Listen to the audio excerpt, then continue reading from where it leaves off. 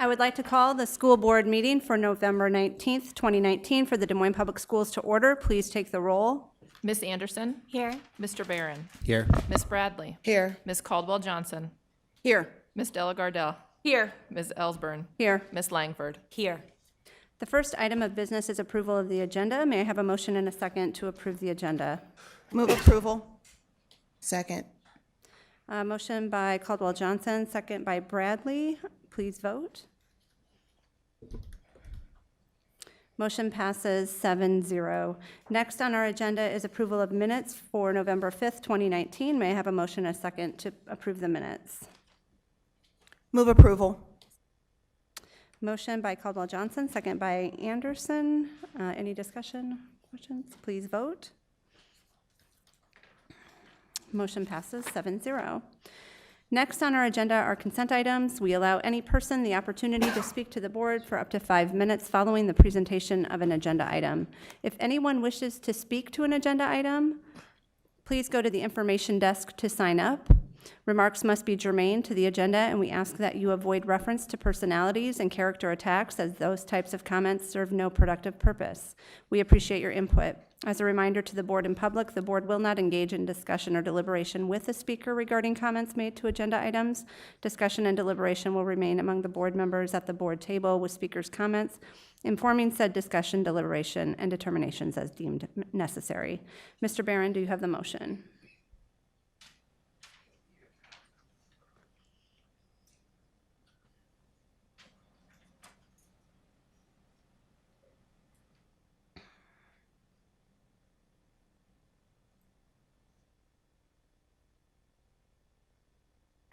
I move that the board approve the consent items in accordance with the recommended action for each item on the consent agenda, including bills previously authorized, certified, and approved for payment by the board secretary in the amount of $4,120,474.79, and procurement card transactions in the amount of $539,345.76. Is there a second? We have a motion by Barron, second by Caldwell Johnson. Any discussion? Please vote. Motion passes 7-0. Next is a public hearing.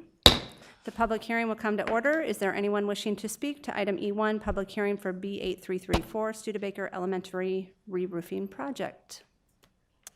Hearing no one, I will close the public hearing. Dr. Ahart, would you please introduce the matter? I recommend the board review the proposed plans and specifications prepared by Angelo Architecture for the roofing project at Studebaker Elementary School, hold a public hearing, and approve the plans. May I please have a motion and a second to approve the public hearing and superintendent's recommendation? So moved. Second. Motion by Langford, second by Della Gardell. Any questions or discussion? Please vote. Motion passes 7-0. Another public hearing. Public hearing will come to order. Is there anyone wishing to speak to item E2, public hearing for B8396, Hannawalt Elementary roofing project? Hearing no one, I will close the public hearing. Dr. Ahart, would you please introduce the matter? I recommend the board review the proposed plans and specifications prepared by Angelo Architecture for the roofing project at Hannawalt Elementary School, hold a public hearing, and approve the plans. May I please have a motion and a second to approve the public hearing and superintendent's recommendation? Move approval. Second. Motion by Caldwell Johnson, second by Anderson. Any questions or discussion? Please vote.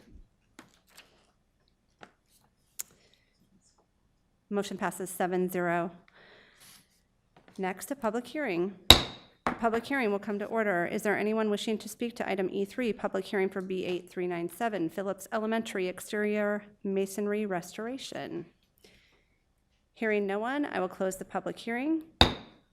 Superintendent Ahart, would you please introduce the matter? I recommend the board review the proposed plans and specifications prepared by Angelo Architecture for the exterior masonry project at Phillips Elementary School, hold a public hearing, and approve the plans. May I please have a motion and a second to approve the public hearing and superintendent's recommendation? Motion by Anderson, second by Caldwell Johnson. Any questions or discussion? Please vote. Motion passes 7-0. Next, we have a public hearing.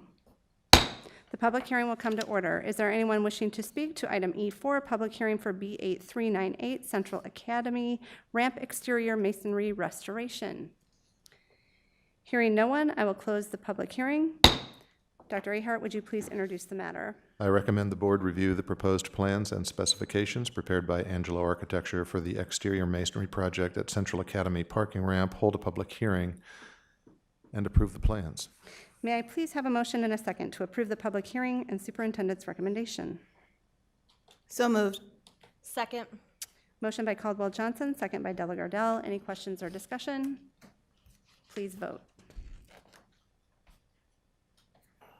Motion passes 7-0. And the final public hearing. This public hearing will come to order. Is there anyone wishing to speak to item E5, public hearing for a parking lot addition to Stowe Elementary School? Hearing no one, I will close the public hearing. Dr. Ahart, would you please introduce the matter? I recommend the board review the proposed plans and specifications prepared by Bishop Engineering for a staff parking lot addition to Stowe Elementary School, hold a public hearing, and approve the plans. May I please have a motion and a second to approve the public hearing and superintendent's recommendation? So moved. Second. Motion by Anderson, second by Langford. Any questions or discussion?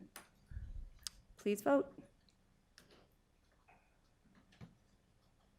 Motion passes 7-0.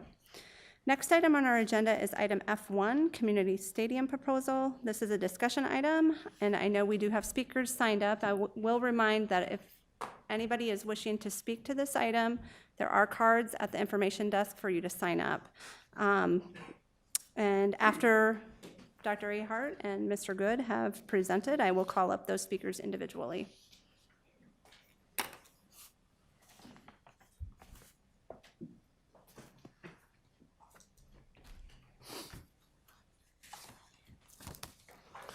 Good evening. Evening. We do not have a PowerPoint presentation. There are, I would direct our community and audience members, if they haven't already, to go to the dmschools.org website, and there is a lot of information on the stadium page there, including what was updated. It's being continually updated, but was updated this morning to all of the questions that have been received and forwarded to staff to date. There's been a few additions since then, but they continue to come in, so that's not 100% up to date right now, but was through this morning. I want to start out by addressing a few misconceptions about funding streams. So first, the Physical Plant and Equipment Levy, otherwise known as PEPL, is a maintenance fund and is not included in the $15 million proposed stadium costs. Traditionally, DMPS has used PEPL for ongoing upkeep and maintenance like roof replacement, floor refurbishing, masonry work, etc. We just passed a number of those items this evening. In November of this year, we asked our community to increase our PEPL levy to continue the very important facility maintenance work that it pays for, and to enable us to pay for student technology moving forward. This will allow us to free up $6.5 million in our general fund that all of us know is critical after 9 straight years of an average of 1.7% supplemental state aid from the state.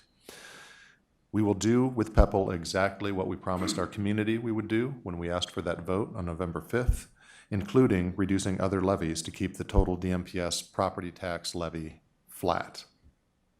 So I just want to make sure that people understand we will continue utilizing PEPL as we have for decades, literally decades, with the additional amount that we asked voter approval for to fund student technology moving forward, exactly as we had asked for in the ballot proposal. Next, general fund. The general fund would not be used for the stadium initially or in the future.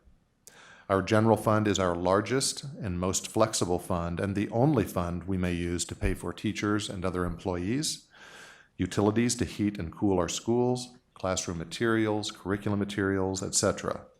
82% of our general fund is dedicated to staff. Because we are bumping up against our spending authority limit, The shift of student technology from the general fund to PEPAL frees up $6.5 million of much-needed revenue to prevent additional cuts at the classroom level. I apologize to the board because I know this is very redundant information for you, but a refresher never hurts, and it's really important information for our community to understand. And then finally, SAVE, or the statewide penny, or LOST. Currently, the state has a statewide penny sales tax to support school infrastructure, which has been which has the name SAVE, or Secure and Advanced Vision for Education, previously known as the statewide penny, or previously, before it was statewide, it was just in Polk County, local option sales and services tax. When I talk about SAVE, I'm talking about all of the iterations of the statewide school infrastructure penny. The SAVE fund is the fund that would be used to fund a central stadium. A central stadium has been in the 10-year vision for our district SAVE plan for a decade, or more than a decade, actually. It has never been in a 5-year plan because at the creation of the time of creation of each 5-year plan, the right opportunity has not existed at the time of the 5-year plan creation. DMPS has been a model of prudent investment of its SAVE dollars. With the recent extension to the sunset on the original SAVE legislation, we have additional steps to take in order to spend SAVE dollars on an athletic facility. And that is because the legislature has had the perception that school districts have been less than responsible in investing the statewide penny resources on a stadium opportunity or other athletic opportunities.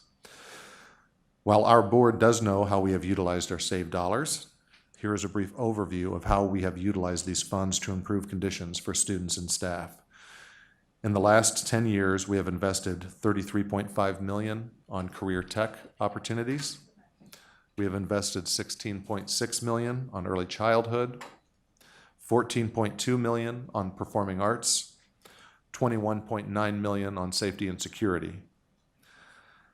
In our current 5-year plan, which expires at the end of this fiscal year, we're currently in year 5 of that plan, obviously. 97% of the funds have directly impacted the classroom, and all expenditures have impacted students in some positive way. The total actual and projected expenditures during this plan is approximately $109 million. Next summer, as a part of the tail end of this current 5-year plan, our high schools will be impacted to the tune of $10 million on a variety of different projects at each of our high schools. Our next 5-year plan, which will span from 2021 through 2025, 83% of projected funding will directly impact the classroom. All expenditures impact students in some positive way. Total estimated expenditures during this next 5-year plan are $82.2 million. Our SAVE investments to date have prioritized safety, energy efficiency, classroom conditions, and technology infrastructure. No SAVE dollars have been utilized on our stadiums. We have eliminated portable classrooms. We've air-conditioned all of our classrooms. We've created secure entrances to all of our schools and added hundreds of security cameras and other safety improvements, while saving millions of general fund dollars on utility costs at the same time. Again, I'll just note that at the website at dmschools.org/stadium, you can find a lot of information on various aspects of this stadium proposal with Drake. And included in that is an interactive question and answer. So questions that I have received, that Mr. Good have received, that other staff have received, have been forwarded to us. We've entered those on the system and created answers. Some people have entered those questions directly into the site, which everyone is free to do. And questions that have been forwarded to us that have been received by our board members have also been incorporated into that site. So if before you ask a question, you may want to just scan through to see if a similar question has been asked and answered already. But we want to get as much accurate information out to the community as possible. No question is too small or too large, so please keep those questions coming, either by directly entering them into the website or by emailing a board member or Mr. Good or myself, and we will get those entered into the system. I do want to highlight one question that we've received, and perhaps we've received more than once, and that is a question about the Northeast Elementary School that was proposed recently that we chose to not move forward with. The decision to not move forward with the new Northeast Elementary had to do with an unanticipated drop in enrollment that impacted the entire district, but disproportionately impacted the northeast corner of the district. We currently have a demographic study underway to get our arms wrapped more tightly around exactly what is happening demographically in our district. That's a notoriously difficult job to do in a mature city like Des Moines. There are political aspects to that with immigration and refugee populations not being as mobile as they once were, which has directly impacted us. There was a drop in the birth rate due to the recession that has negatively impacted us. So we are currently working on doing a more detailed, informative demographic study to ensure that we know when the right time is to move forward with that project. The land was acquired at a competitive price and was a prudent investment for our future. And as our board member knows, but much of our community may not understand, the district also owns some property in the southeast corner of the district that was acquired many years ago in the hopes of being prepared to create another school facility when development in that area required that investment. The other reason we opted not to move forward with the Northeast School was the additional operational costs that would have been needed to appropriately open a new school, which would have been paid out of the general fund. With now persistent sub 2% supplemental state aid from the state, ongoing now for over 9 years, we did not see a way to open a new school in the appropriate fashion without making undue cuts in other programming to students at other schools. One of the advantages of moving forward with our proposal for the Drake Stadium is that we would not have an additional ongoing general fund cost associated with operating the stadium. And that's, I think, what one of the most salient points when you ask about the new Northeast School in comparison with a possible stadium project. So why is a stadium project, the proposed stadium project with Drake, right for all of our students? Our students deserve the best experience in all educational pursuits. An important part of our strategy for improving results for students is increasing their rate of participation in extracurricular activities.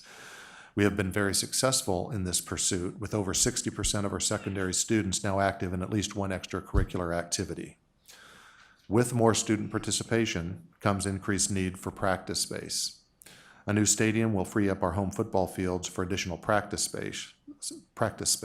Additionally, even as the popularity of soccer grows, DMPS does not currently have a regulation soccer pitch. It goes without saying that equity is top of mind for all of us, and we firmly believe that our students deserve facilities that are on par with their suburban counterparts. Opportunities should not be restricted by zip code. A question that often gets asked, why not just upgrade all of our stadiums? We currently have 4 stadiums in the district. We cannot create the same experience for all of our students at each school that we can at one centralized facility. We are updating some previous athletic studies and should have cost implications later this week that will be shared out about deferred needs that I've referenced in the past at each of our current 4 stadiums and what investments would be required if we were to address each of those needs at each of the individual sites versus taking a more centralized approach. We have numbers that we could have shared that are now outdated because of the time when the study was provided, and there are some inflationary factors that make those numbers inaccurate now. So those are currently being updated and will be shared with the board prior to the end of the week, and will also be made available to the community, I should add. Another question is, well, if we invest in a centralized stadium, what would happen to our current stadiums? Those current stadiums will continue to be an important resource, even though the grass surfaces are currently overscheduled and overused. There is not time for our grass in our current stadiums to recover to use them for both practice, especially when the weather does not cooperate. So we can't use those as much as we would like for practice, and also have those ready for competition conditions. But our current stadiums will continue to be an important practice site, as well as potentially used for lower level games. They will also continue to be utilized for track and field practices and competitions as they are now. There are scheduled upgrades to each school's tracks at each of our 5 tracks in the next 5-year plan. Next, why is the relationship with Drake important to a potential stadium project? Des Moines Public Schools and Drake University, as many of you know, go way, way back together, back even to the establishment of Des Moines Public Schools itself.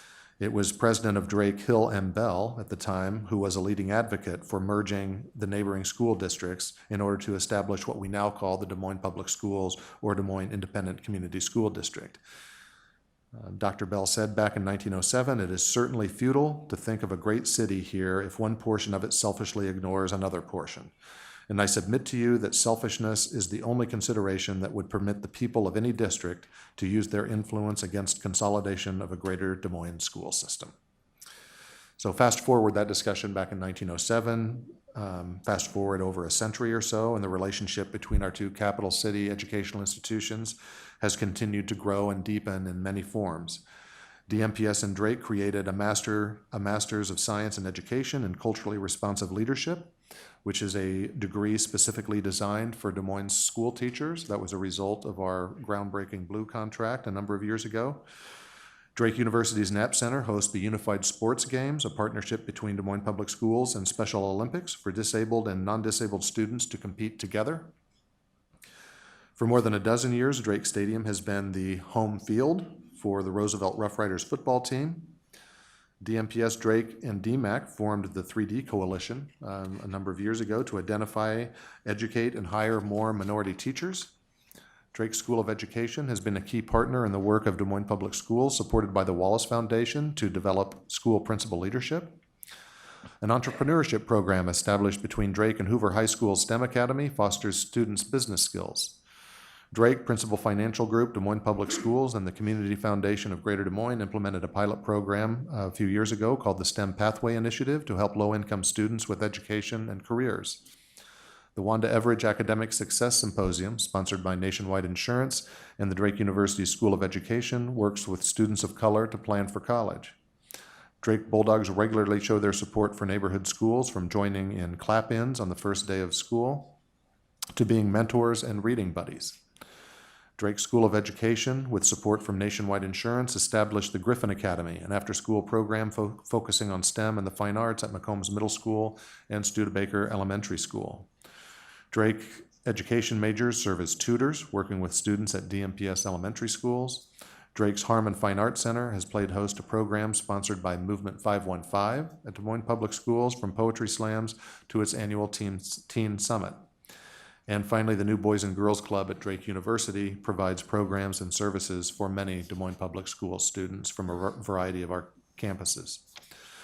A couple of other details that I've added in response to some perceptions or misperceptions that we're receiving from various members of the community. The proposed stadium agreement would provide Des Moines Public Schools use not just of the new community stadium, but also Drake Stadium for no fee. Currently, we spend nearly $25,000 for Roosevelt to use Drake Stadium for their home football games. This savings would be used to offset any additional transportation costs incurred associated with the central stadium, since the home team would need to transport players, cheerleaders, band members to the site, much like Roosevelt already has to do for its home games. An additional advantage is that Des Moines Public Schools would operate its own concessions in the new stadium, allowing our booster clubs to maintain this important revenue source, one that currently Roosevelt is not able to do because of Drake's contract with Aramark at Drake Stadium.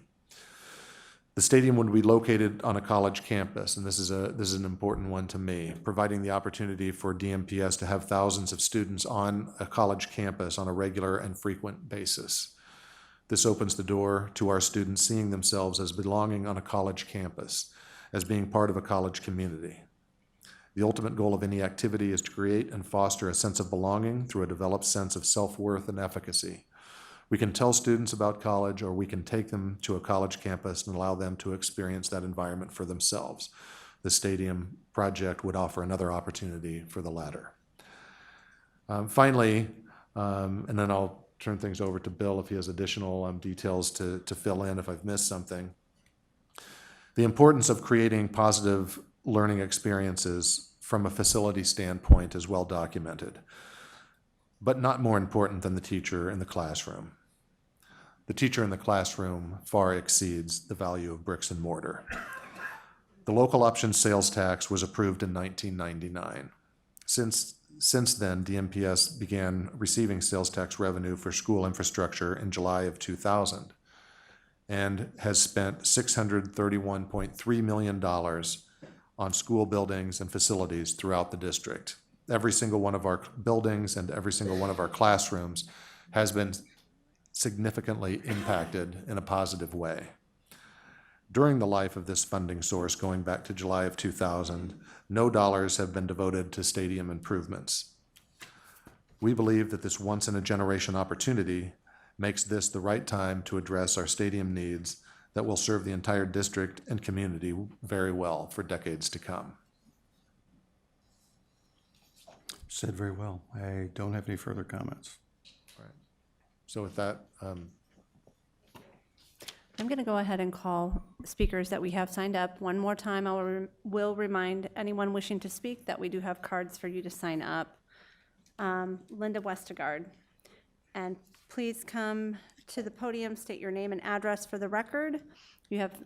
Everyone has up to 5 minutes, and Aaron will be the timekeeper and will indicate your time.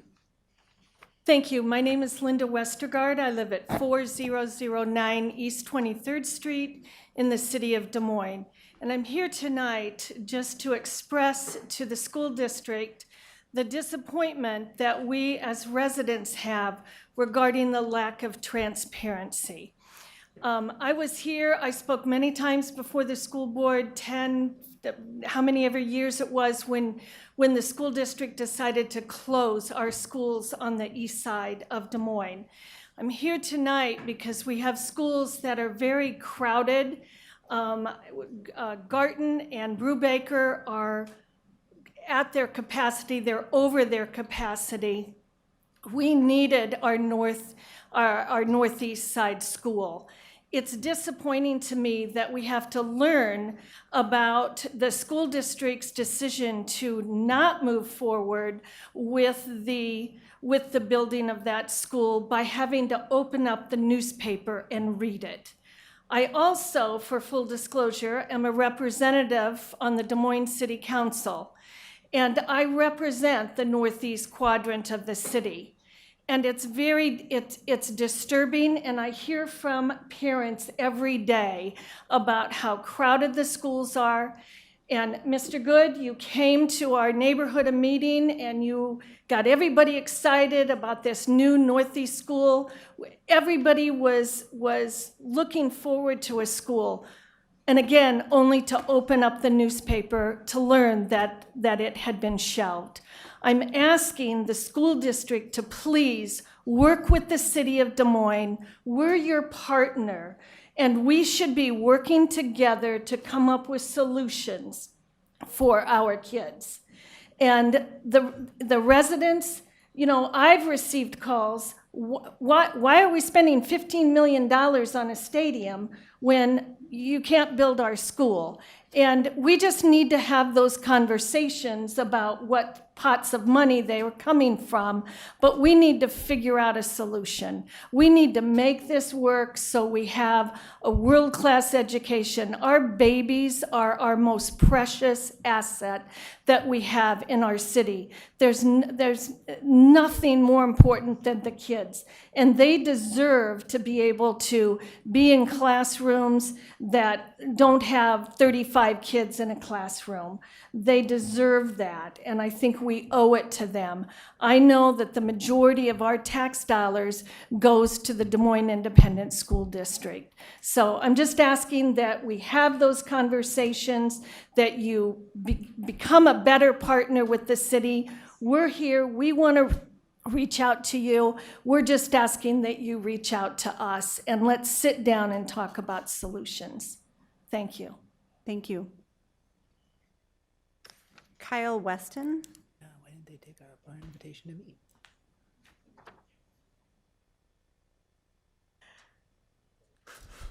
Hello, I'm Kyle Weston. I live in 1811 44th Street and a student at Roosevelt High School. I'm here today speaking because when I looked up my phone last week, we found out that we were building a $15 million new stadium, only for Drake to contribute only $5 million of the total $20 million project. Our schools are in disrepair. Class sizes are too immense. Teachers are having to struggle between balancing relationships and with their family and mental health with actually trying to maintain their classrooms. These are things that we should be prioritizing.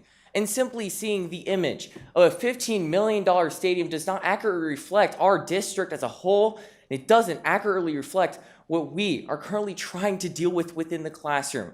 Teachers are stressed out, and there's no support staff to help them. There's no school specialists that they can even reach out to. Counselors are busy year-round scheduling, where they're more commonly known at Roosevelt as schedulers. We don't see them. I don't even know who my own counselor is, simply because we don't know who they are. Additionally, counselors are working lunch staff at Roosevelt, which means they don't have time to eat lunch. They're given a 30-minute block for lunch, but they're either forced to work while eating or not eat at all. This means that counselors are already stressed. So when teachers or students try to reach out to them, they have to prioritize what they need. And ultimately, eating is going to be a priority for our counselors, which means they're going to have less time to talk to staff and students. But when staff try to reach out to these counselors, they're often busy. So staff have to take a day off to go reach out to a psychiatrist or a doctor for any sort of need. But unfortunately, the district doesn't have any sort of method for them going out. Because while there are substitute teachers, often teachers have more work after substitute teachers are within the classroom, which builds up their immense amount of time that they work. Simply one body of evidence under the new SRG grading scale takes 2 hours for one class to input into Infinite Campus, not to grade. 2 hours for 3 bodies of evidence for one assignment. This is simply ridiculous. Our teachers are taking all of their work home. And when Roosevelt administrators try to tell teachers they should just leave it in the classroom, well, then they're falling even further behind than they are. And that's why Roosevelt administration is getting angry at our teachers, because Roosevelt administration cares so much about our own image that they're afraid to admit that we don't have our own resources, which is why I'm trying to reach out to you today, that we need to address the issues within Roosevelt before we try to build a stadium. Because if we have, when I reach out to teachers and they say they are close to having a teacher strike because of all the issues within the district, now is not the time to build a stadium. Now is the time to go back into the classroom. And school board members, I don't know when the last time you've been in the classroom or tried to lesson plan, but I would strongly encourage you to invest into our community. Go to a teacher, sit in the classroom for a day or a week, try to lesson plan, talk to them, try to see what is actually happening within the classroom, because you'll see overpopulated classes, them putting an immense amount of hours within the classroom and at home just to try to make things work. This is not the model for urban education. We aren't building relationships, teachers aren't building relationships with our students. And SRG is just a longer form of method for teachers to spend more time. So when we tried to build a new stadium, I would appreciate a stadium. I'm in the marching band. I would love to cheer the Rough Riders on in a brand new stadium, but now is not the time. And while Superintendent Ahart said that, just to clarify, said that we transport all of our students over to the stadium, this is not actually true. Band members transport themselves with their instruments, and we have our own trailer that we fundraised for, that we get a volunteer parent to drive over to Drake Stadium because we cannot afford it as a district. Simply, we have a saying in debate: whether the weather is cold or whether the weather is hot, we'll be together whatever the weather, whether we like it or not. School board representatives, we are going to be together. And while I only have a year and a half left in high school, I'm going to have to live through it. So maybe instead of considering a brand new stadium, we consider reinvesting into the schools, reinvesting into the schools that already are mice infested, have mold, and are leaking from the ceilings. These are not the schools of these are not the schools of our urban education.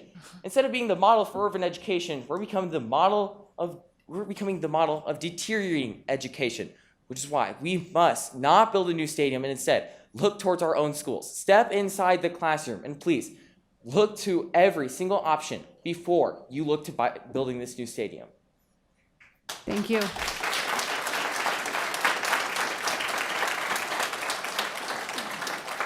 Dan Twellmeyer. Ask Joel Doyle to come over.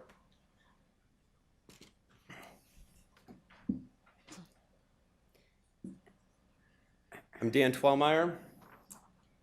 Joel Doyle, 4216 Southwest 12th, Des Moines, Iowa. 3308 Stanton Avenue, Des Moines, Iowa. I'm going to say something real quick.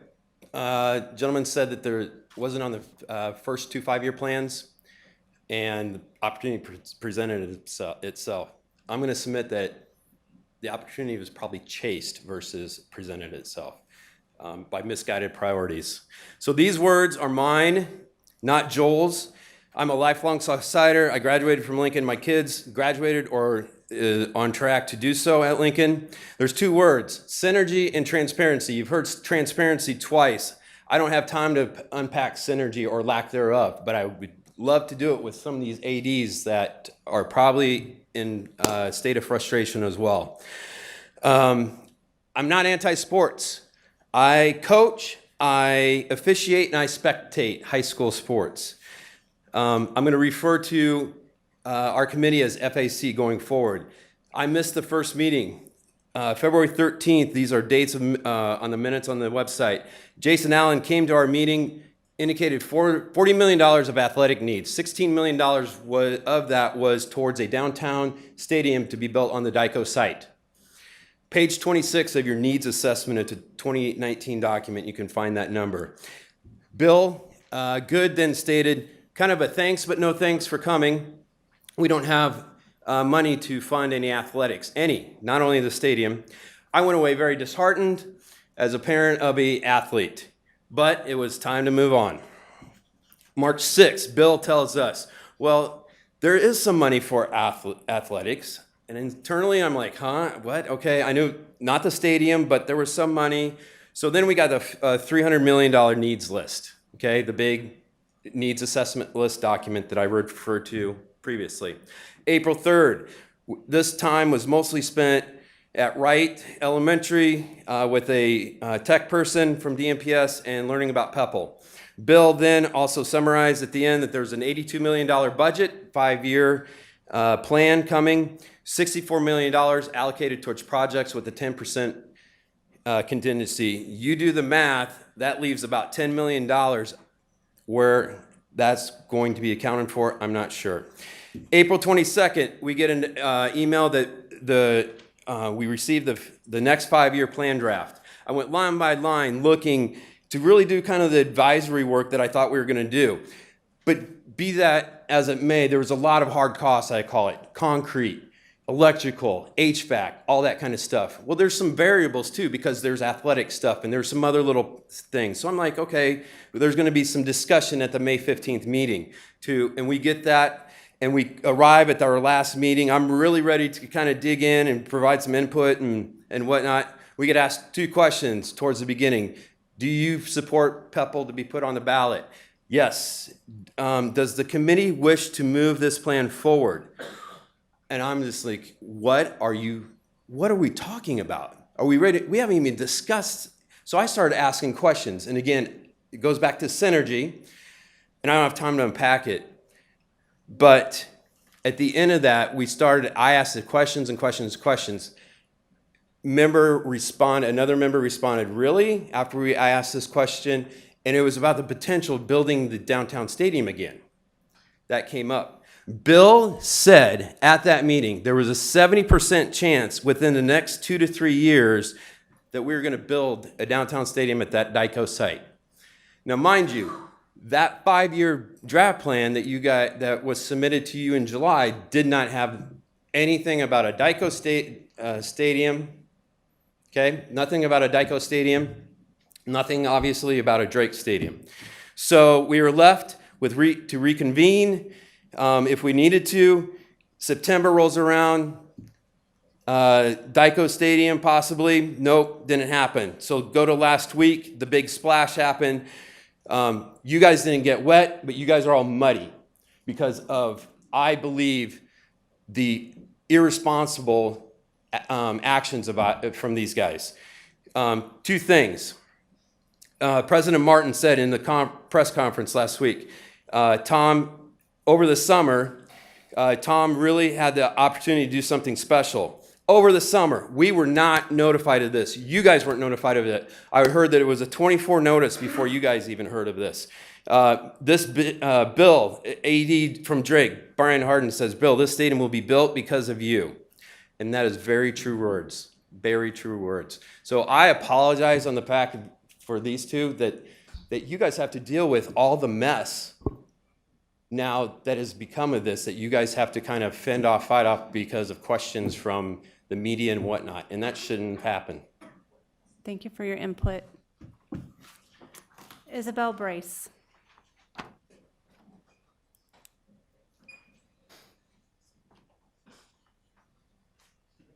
I'm Isabel Brace, 4316 Grand Avenue, also in Des Moines, Iowa. I'm also a student at Roosevelt High School and Central Academy, and I just want to express how frustrated I am. It feels like there's an absolute disconnect between what is happening in the classroom and what students like me have to deal with on a daily basis and what the school board is talking about. There are mice in our classrooms. You will not go to any classroom in Roosevelt and not see several mice traps. It's disgusting. There are cockroaches. Last year of my freshman year, on the first day of gym class, they told me not to leave anything open, not to leave my backpack open in the gym because cockroaches would get in it. On top of that, we're constantly afraid that we're going to get stolen from because there's absolutely no security in locker rooms, not to mention band rooms or orchestra rooms. The band room at Roosevelt was robbed from. The orchestra room, lockers are kicked in. Actually, we don't even have an orchestra room. We're forced to share with the band or share with the choir classroom. I'm also on the speech and debate team, and we had a little shoe closet to keep all of our things in, and we were recently taken out of it because there's not enough room for everything at the school to function.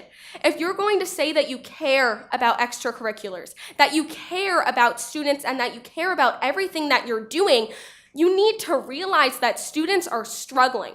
We're struggling with the fact that there's not enough classrooms, and those classrooms are overcrowded and, quite frankly, disgusting and falling apart. There's mold, there's leaks, there's mice, there's rats, and there's not enough room. When teachers are having to deal with over 30 students in their classroom, when there isn't even enough desks, that's a fire hazard, not to mention not a healthy environment for learning. I'm standing up here because I care about my education. I'm not standing up here to complain. I'm standing up here because I care. And I want better for me, but more importantly, I want better for all the kids who are in middle school and who are in elementary school, because this is not fair. That's what it comes down to. If we're going to have all of this funding, if you're going to put all this money into a $15 million stadium, Maybe you should be thinking about what you can do to really improve the classroom. You've done all of these things, which really are fantastic, but it's not enough. If we're going to want to compare ourselves to suburban schools, we shouldn't have rodents in the classroom. We shouldn't be having to share spaces. It shouldn't be a commonality that teachers are sharing classrooms. It shouldn't be common that students just don't have desks, because that's outrageous. That's what it comes down to. This is outrageous. And while I support sports, I absolutely do. I enjoy going to football games. I have friends who are in marching band. I have many friends who play sports. We have bigger issues. We have bigger security issues. On top of that, we should be moving forward to make our schools more environmentally friendly. If we're going to compare our schools to other Iowa schools, the Iowa City Community School District has already passed major resolutions to make their schools more carbon friendly. If we're going to want to compare ourselves to them, we need to get rid of mice, get rid of cockroaches, get rid of overcrowded classrooms that make it so that teachers can't even teach. They can't. It's impossible. They can't have one-on-one relationships, which we all know are absolutely crucial to a whole education. It's just outrageous, and I can't explain how frustrated I am. And I have not talked to one student who has agreed that this is the best thing that we can be doing for our school district. Because as somebody who's in the classroom every single day, there is no way that this is the best way that we can improve our district. We can improve our district by reducing class sizes, getting rid of rodents, treating our teachers better, making sure that they have a whole and healthy workplace environment, because that's so important. And if you're not going to say that we're going to take care of our teachers, then think of the students, because that's why you're here. When it comes down to it, you're here for the students, and students cannot learn like this. We don't have enough space to do extracurriculars, so if you want us to learn and if you want us to have healthy extracurricular activities with enough funding, with enough room, with enough space, with enough coaches, then you need to prioritize. And I can guarantee this is not where our priorities should lay, and this is not where hardly any students' priorities lay. Thank you.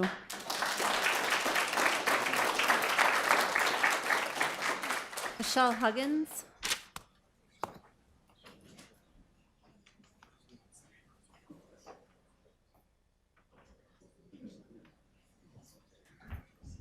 Hi, Michelle Huggins, 1535 Germania Drive.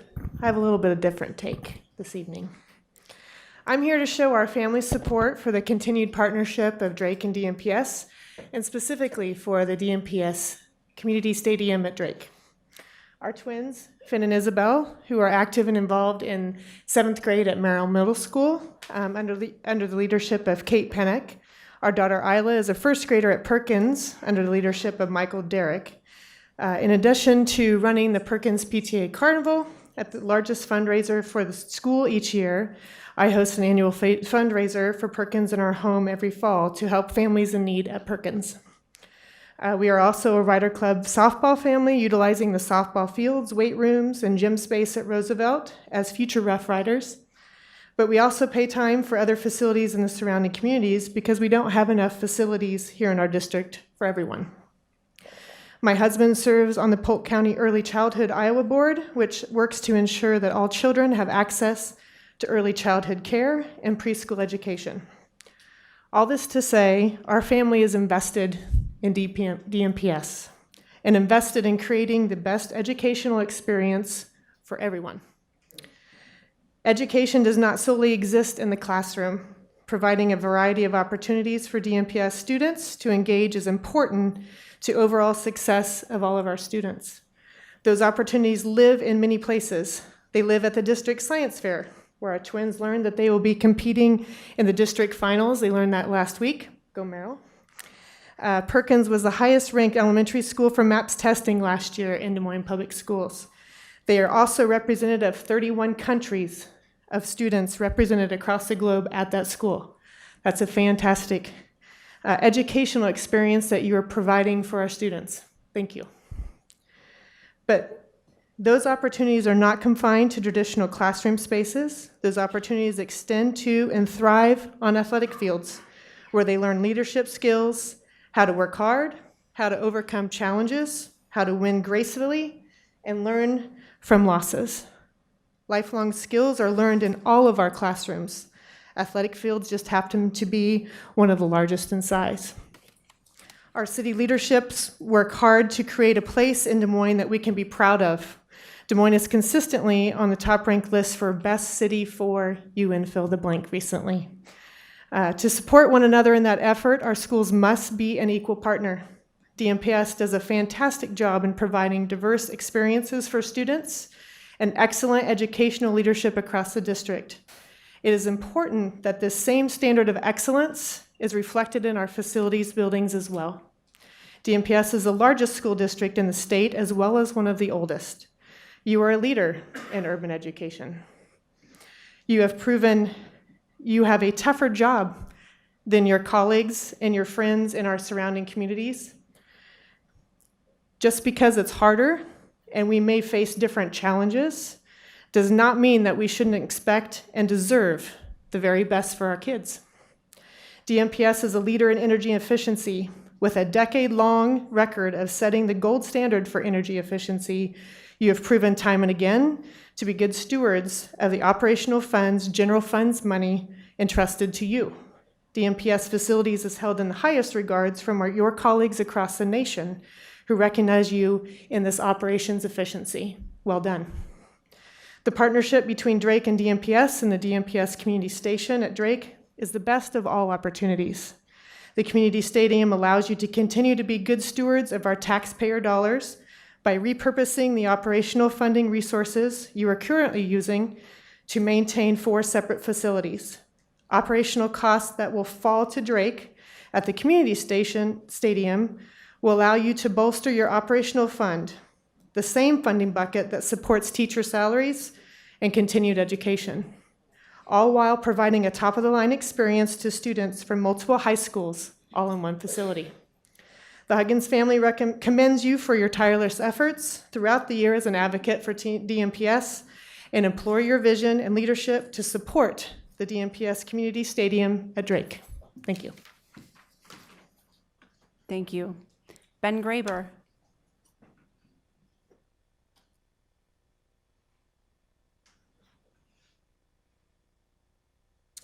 Good evening. Ben Graber, 3839 Lanewood Drive, Des Moines, Iowa. Board members, I would like to tell you that the North High School community is incredibly excited about the possibility of a new stadium to serve soccer, football, cheer, dance, and band. I'm the principal of North High School, and I can tell you our schools buzz. The student athletes and the students are excited. When they ask questions, we show them pictures up on our TVs of what this proposed stadium is going to look like, could potentially look like. Our schools and our players and our students at large, they're joyous that they could one day play in a stadium and visit a stadium that is as nice as the ones we compete in across the state, from Waterloo to Council Bluffs to all of our suburban neighbors, both large and small. It is important that citizens understand how incredibly expensive it would be to improve Lincoln Stadium and also of the money needed to add much-needed upgrades at Hoover and North. Des Moines Public Schools citizens deserve to know how PEPL, SAVE, and general funds all work together to steer our very big ship, and I appreciate Dr. Ahart taking time today to explain those funding sources. It's complicated. People have every right to ask questions. In the last few days, when we take time to answer them thoroughly, I feel like people are coming away informed and supportive of this project. Overall, to me, the stadium is an issue of equity. Do our children, do my children who are in Des Moines Public Schools deserve the same quality of experience of those in the suburbs and other cities around the state? I believe that they do. Sports are a unifier. Last year, we had an opportunity to interview lots of candidates to be activities directors. We had candidates from the city, around the state, and around the country. Candidate after candidate in the interview process talked about the data that shows kids who are involved in activities have higher grades and fewer behavior referrals. I see that data at North High School. I see that data around the district. This is another opportunity to get more students involved in sports that are growing in our district. Soccer, more than others, and we have work to do there. As principal, I will not stop fighting for improvements to our schools. Last year, we had 3 science classrooms gutted and totally improved. We had an FCS classroom that was gutted and completely improved. I meet with Mr. Good about those issues every year, and we're working to make improvements every single year. I'm not going to stop fighting for smaller class sizes with our legislators. We have a lot of work to do at the state level to make sure we have more funding for our classrooms. I taught for 15 years. I taught at North High School. I taught at East High School. I'm very passionate about that topic. I'm not going to stop fighting for higher pay for classroom teachers. I think they deserve it, and they should have it in this district. And I also believe that our district, the largest in the state, deserves one stadium that matches what we find in virtually every city in this state. I'm going to end with a story. 8 years ago, I was a journalism teacher at North High School. I was opening class with something hilarious, I'm sure. And one of my students was very passionate. He said, Mr. Graber, why don't we have tailgates here at North High School? I see tailgates on TV. I see tailgates at every. Why don't we have tailgates? So I walked down to the principal and I said, hey, we need tailgates. Okay, how much money do you need? I said, I don't know, $200. So we had money. We bought a grill. Okay, maybe we got one for free. We started grilling hot dogs and giving away Gatorade, and we had dozens and dozens and dozens of kids come to do those tailgates. Since I learned about this stadium proposal, I thought, what about our tailgates? What about our community unifier? We play music, we play bag toss, we play all sorts of games outside the North. In a few days, we've decided the tailgates don't stop. We host them at North High School. At the end of the tailgate, here comes a bus, maybe two. We drive those kids and drop them off at the door at the new stadium at Drake University. I'm optimistic. I'm hopeful that Jason Allen, the activities directors, can work with Drake and get started on making this project a reality. I think our kids deserve it. Thank you. Thank you. Patrick Tonka?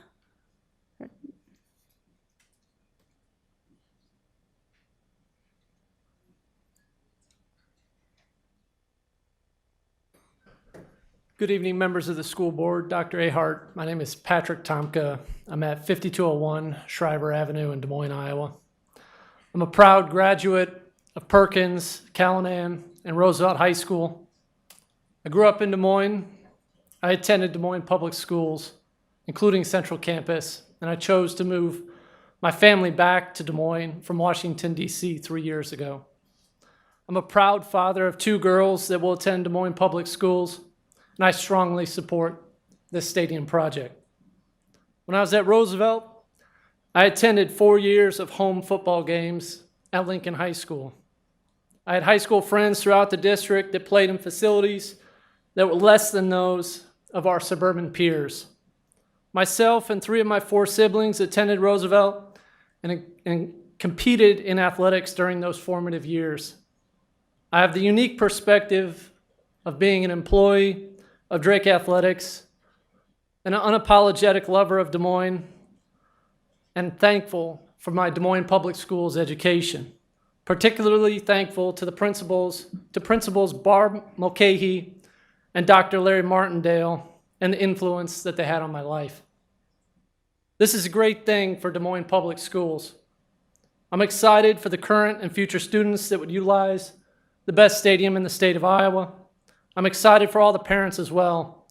Your kids, my kids, deserve this. The community stadium model is a drastic improvement in facilities for Des Moines Public Schools. The goal should be to elevate the standard of every facility, as you've heard thus far this evening, every facility for the district's students. Our kids deserve this opportunity to play in the best facility in the state. As a taxpayer, I believe this is a smart way to invest and spend our sales tax dollars. As you've heard this evening, $631 million since 1999 have been directed to improve facilities in the district, and not $1 has yet gone to stadium improvements. I understand the tremendous efficiencies that this will create for the district's operating budget and steward our taxpayer dollars in a more efficient manner. Finally, building a community stadium places more Des Moines Public School students on a college campus. Every kid should dream big. And for those that dream to go to college, this places them right in the mix. Football, soccer, band, cheerleading, and any other outdoor usage of a field should be in play as the district looks to maximize this new opportunity. I love this state. I believe in this city and believe in my heart that this is the right time to dream big. Our kids deserve this. Thank you for your time. Thank you. Thank you for your input. Seaman?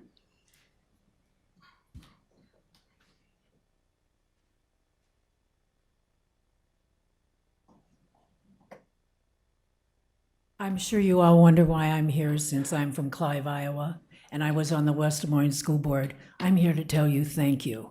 I know what it's like. You have the largest district in this state. I was raised in Park Avenue Elementary and Lincoln Junior High before most of you were probably born. I was trained at Drake University. All I ever wanted to do was be a teacher in Des Moines, Iowa, and I had that privilege. I taught at Irving Junior High, which some of you may not know, no longer exists. But I had the best students in the world. I had the best teachers standing beside me, and we had classrooms of 30 and 35, and we still worked with our kids. And we didn't have a fancy building, and I feel bad for what was said tonight, although being a debate teacher, I would really like to have those two students in my class. I think that sometimes we believe the smaller the class and the fancier the room, that it's important. What I've heard for the last few days, and being on a school board and knowing that there's Fund A and Fund B and they cannot be shared, is very difficult for parents and people to understand. And so we fight that battle all the time. So when they say they'd like to stop this so that they can put it here, we can't. And until the parents and the students, and there are some here that want to, go up to the legislature and meet with your senators and meet with your representatives, this will not change. So these people sitting in front of you have to make a decision. But I will say this, we built a stadium in West Des Moines. Waukee built a stadium in Waukee. Johnston has one, Ankeny has one. The Des Moines students deserve the same. They have to come to us, and they play on our fields.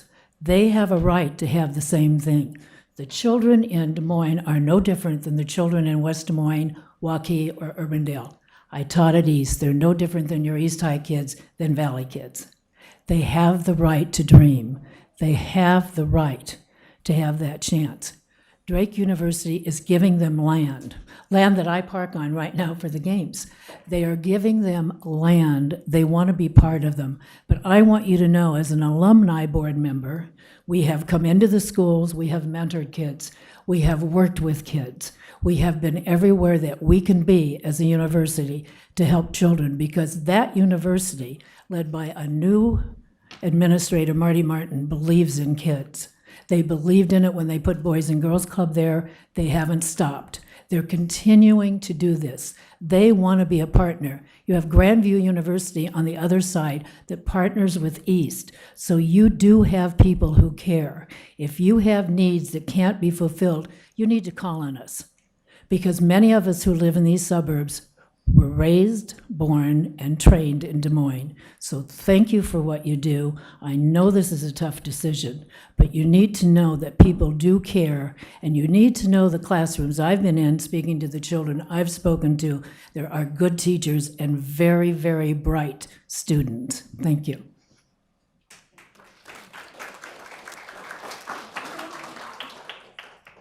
Nikki Zeman Dow. Thank you. It's a mouthful. Hi, my name is Nikki Zeman Dow. I am a parent of 3 children in Des Moines Public Schools. My address is 2205 39th Street. In addition to being a parent of 2 children at Perkins and 1 child at Merrill, along with the Huggins family, our kids are in the same grades. I want to say first and foremost that my kids have had a superior educational experience in Des Moines. So I want to thank all of the teachers for all their tireless work. I can also speak from the perspective of a special education consultant who worked in Des Moines for 5 years, and I am now employed elsewhere. I left for reasons not worth mentioning. But I do want to talk a lot about equity and access, because I feel like that's been a theme that's been going on the entire evening. So I'll give you a little history. I'm from Chicago. I began my teaching career in New Orleans. I worked on the south side of Des Moines. And my passion is really urban education. So I have a real investment in this conversation. So when people are talking about how our students deserve a world-class stadium, I don't disagree with you. I think my kids should have the same experience as folks 5 miles down the road in Clive or Waukee or West Des Moines. So I'm not going to argue that. What I would argue is that there are other places where I think that access and opportunity are more important. So I can speak to some of the facilities that students were educated in as a special education consultant. I would say that they are not comparable to the students or the facilities that I work with now. So I look at special education classrooms across the district in Des Moines and the buildings that I served. And then I look at the classrooms that I work in now. There is a very big difference. I have a child with a not insignificant disability who is being educated in Des Moines Public Schools, and I have a really big investment in what's going to be provided to him in terms of facilities. If you were to go into what sometimes people talk about, like a level 3 classroom in, I don't know, Norwalk or Waukee or wherever, students might have access to like a kitchen or have a way to learn life skills. If you were to walk into many classrooms in Des Moines that service those students, you would see inadequate facilities. You would see some students being educated in a former janitor's closet. These are our neediest students who often get the smallest leftover rooms, and I refuse that. So before you start talking about equity on a football field, I want to talk about equity and access for our most vulnerable students who need the most and often get the very least. So I do not support this measure. I do support investing in classrooms for students with disabilities. I also support looking at some of the classrooms on the south side of Des Moines that is very, in many ways, economically depressed. And so if you walk into certain buildings that look like they're being held together by Bondo and duct tape, you might reconsider building this facility. I would also look at the growing population of the South Side and look at the continuing, they're building new homes, new family homes, and new apartments. So how will you meet the need of those students? I know that many buildings are maxed out. So even if you did have new teachers, where would you house them? So I feel that providing adequate instruction in safe spaces for all students should be the priority if we're going to be the model of urban education. So I'd like to thank you for your time and your patience, and I hope you'll consider my input. Thank you.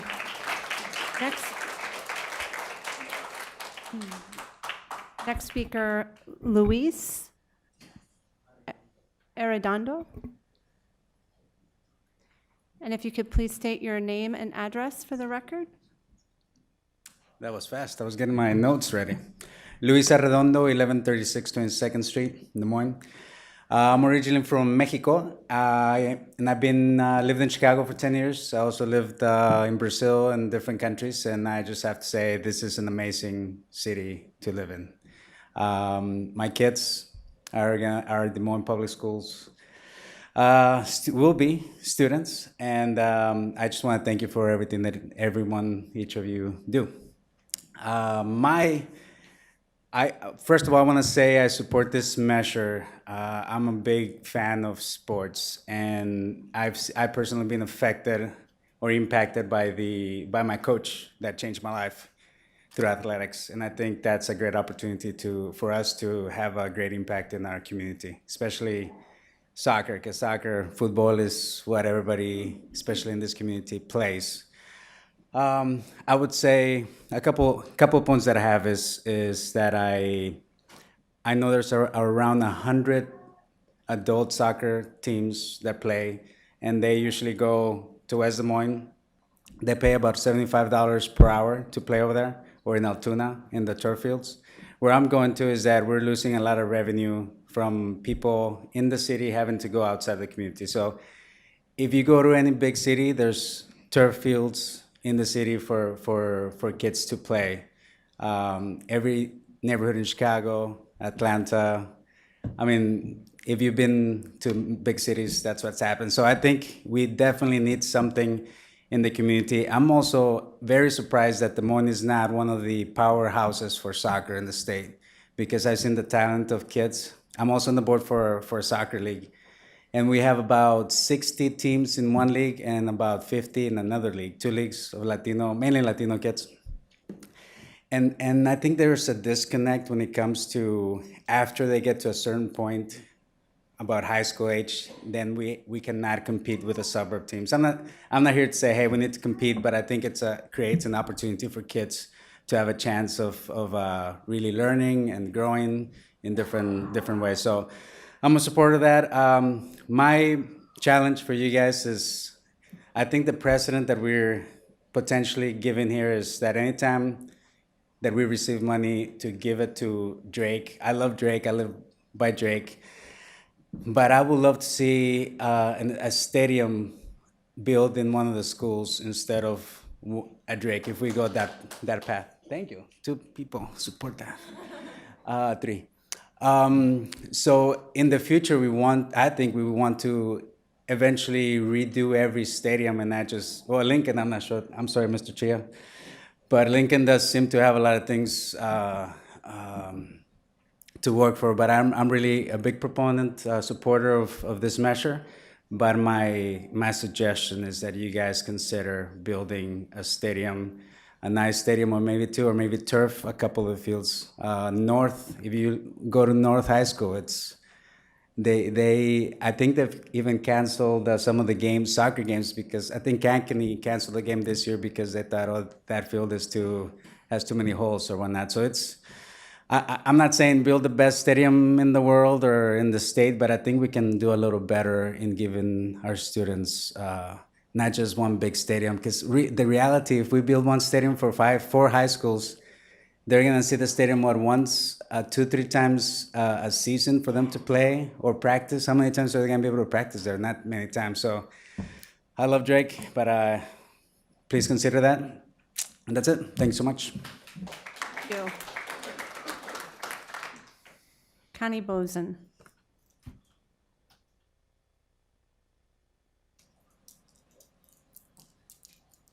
Connie Bozen, 3011 Donnelly Court, Des Moines, Iowa. I originally came for another item on the agenda, but I thought I would talk to this. The proposition before you on the proposal for the stadium, we have talked about that, being a former board member for, I know it's been numerous years. There's been a lot of talk about DICO, and I know that was a spot they all talked about.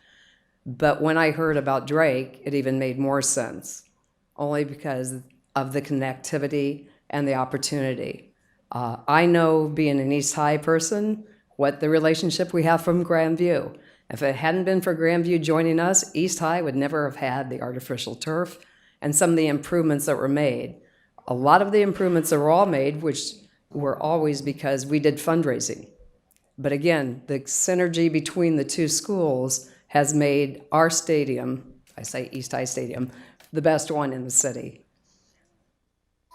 I guess it was 20 years ago, almost probably tonight, when we had I think it was November 19th, we passed the sales tax. I worked tirelessly on that, going door to door, telling the people in the community that we're going to put the money towards our schools, and that's exactly what we did.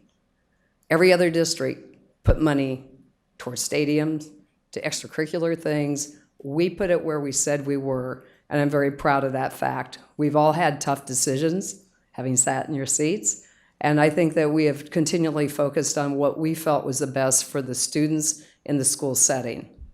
So I look at this as, yes, it's great for Drake. I think it's great for Des Moines public schools, but also the most important, I think it's great for the students. So I just want to thank you and hope you, when you see all the numbers and the facts and all the information, will make the best decision for the students. Know if I come back up? Thank you. Should I come back up? Yeah, you can come back up. Did I miss any speakers? I don't have any more cards in front of me. Is there anyone else? For the stadium issue? Come on up and state your name and address for the record, and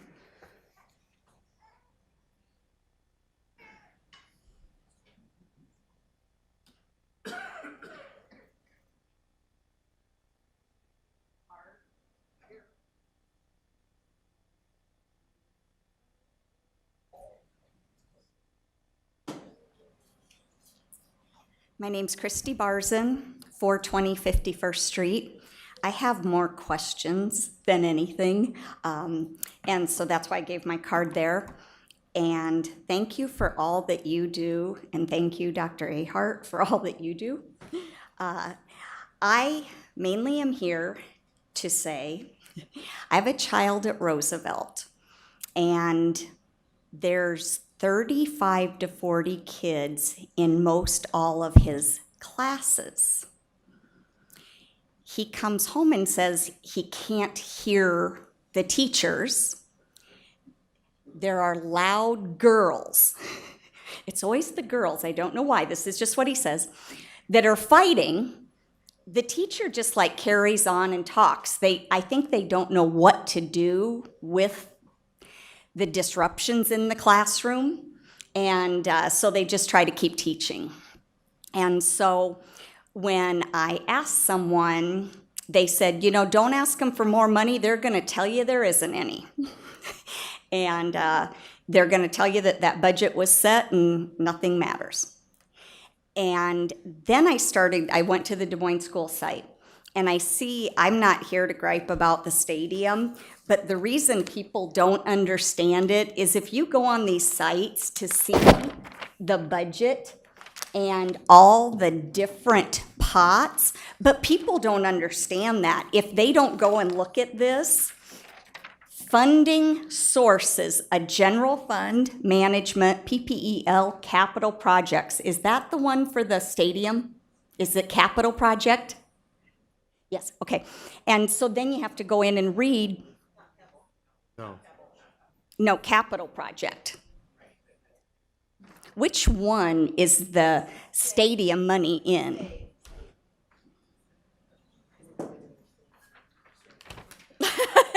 But it seems like then as you read further, okay, general fund is only for this. And again, people don't understand this, so somehow you need to communicate that, because they're thinking you're taking money from the kids, but you're saying, no, this is a different pot. But who put money in the pot? Is it my taxpayer money? Where'd that pot come from for the school to spend? They can't spend it on the kids. They can't spend it on the mold at Roosevelt, but we can, you see, that I just am trying to share with you. And even tonight, I went on Infinite Campus and everywhere. They don't even communicate about these meetings. I had to go to Des Moines Public and into the school board. So, and then under school board, there's a whole bunch of things, but there's, here's what we believe. Boom, boom, boom. But the first thing that supposedly you believe is students first, to have an education that you can go out into the world and be a productive citizen. The second thing's teachers. That was the second on the list. And right now, my kid isn't able to learn he comes home and this is just what he's telling me. And transparency, I've been asking so I could come to that Saturday meeting with numbers. No one will provide them. And I've spent hours on the Des Moines website. I can't find them. But I'm somehow told that there's 100 to 200 additional students at Roosevelt. I don't know if I'm right. You guys, please tell me where to find it. And then in this site I was looking at, under ISFIS, which was an attachment under school board, it says that there is money if the numbers are higher. So who has that money? Where do I go? Who has this information? And but apparently 35 teachers left Roosevelt very unhappy. Only 5 had to be cut. I don't know how many have been replaced, but the teachers in my son's classes are worn ragged. So I guess I would ask of you, go to schools. Who's in your area? You know, do you go to the schools or do you just take calls from parents? Do you know about capital improvements that need made at Roosevelt? Who are we supposed to tell? Again, who do we go to? You know, the principal knows about it, and that poor guy had a heart attack with 4 bypasses over the summer. And I think it's because 35 teachers quit, 5 got cut, and he's got 200 more students. Where does he go? So I have so many questions, and I don't know where to get these answers. Thank you.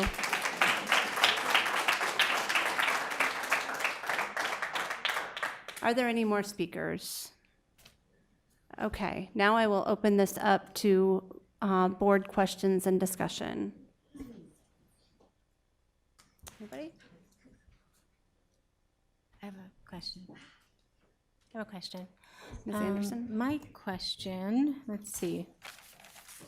Moving forward, how will you engage the community in order to gain their approval? Will you hold public meetings?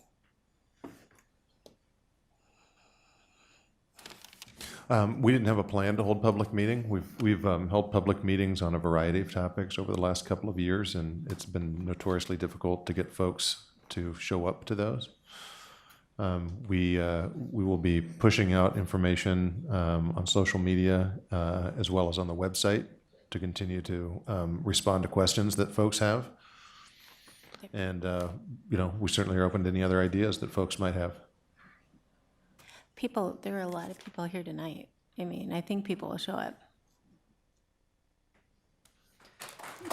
Okay, I'm going to ask that the audience, this is going to be a board discussion now, so please refrain from applauding so that we can have the benefit of that discussion. Thank you. Ms. Langford. I know I got about 20 minutes left in my term, but I would want to say, in the 4 years that I've sat in this space, I know that we hold a lot of meetings, Superintendent Ahart, about a variety of different topics. I know sometimes attendance is low at some of those meetings, but a common theme that I think we hear continually when we're in buildings and schools, visiting and talking with folks, and we get phone calls, what we've sat and talked about at this table is transparency around a lot of our decisions and communication as being issues that the district has struggled with, and there's a disconnect with the community. So I don't think that we could go wrong, board members, in offering, especially as a project of this magnitude, right? As with when we did with school bell times, as we do with any other major decision, we should be taking that to the community. And whether people show up or not, that's on the community, but as a board and as a school district, we do what we can do. Sure. Just my thought. Yep. Well, this has certainly been the running theme of my life for the last week or so, as I think it has been for my colleagues since the announcement was made. And so I've been giving a lot of thought, and I've been trying to respond to the people that have written to me. I don't have any further questions for Tom or Bill. I appreciate your efforts on this project, and trust you two as stewards of taxpayer dollars. I'm personally, I am inclined at this point to support this project. I think there's a number of reasons, and many of them have already been laid out. But the challenge for me on this thing is, what I've been clear to everyone is that this is a $15 million investment in taxpayer dollars, and our deliberation needs to be deliberate and thoughtful, and given plenty of time. And I'm glad that this will have a few more weeks in the public sphere, and that will be a good thing ultimately for a facility that is meant to unify this entire community. there's two core beliefs that I'm still kind of working to reconcile that would necessarily kind of put me in give me pause on a project like this, and one is public dollars for athletic facilities. I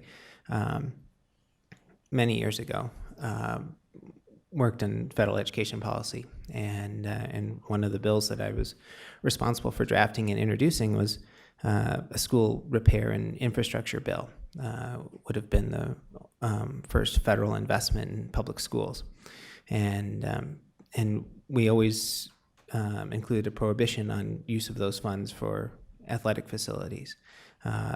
Felt very justifiably in doing so, and I will say that my growth and belief in the value of athletics has evolved in the last almost 4 years now that I've been at Grandview, and I do see the importance of athletics as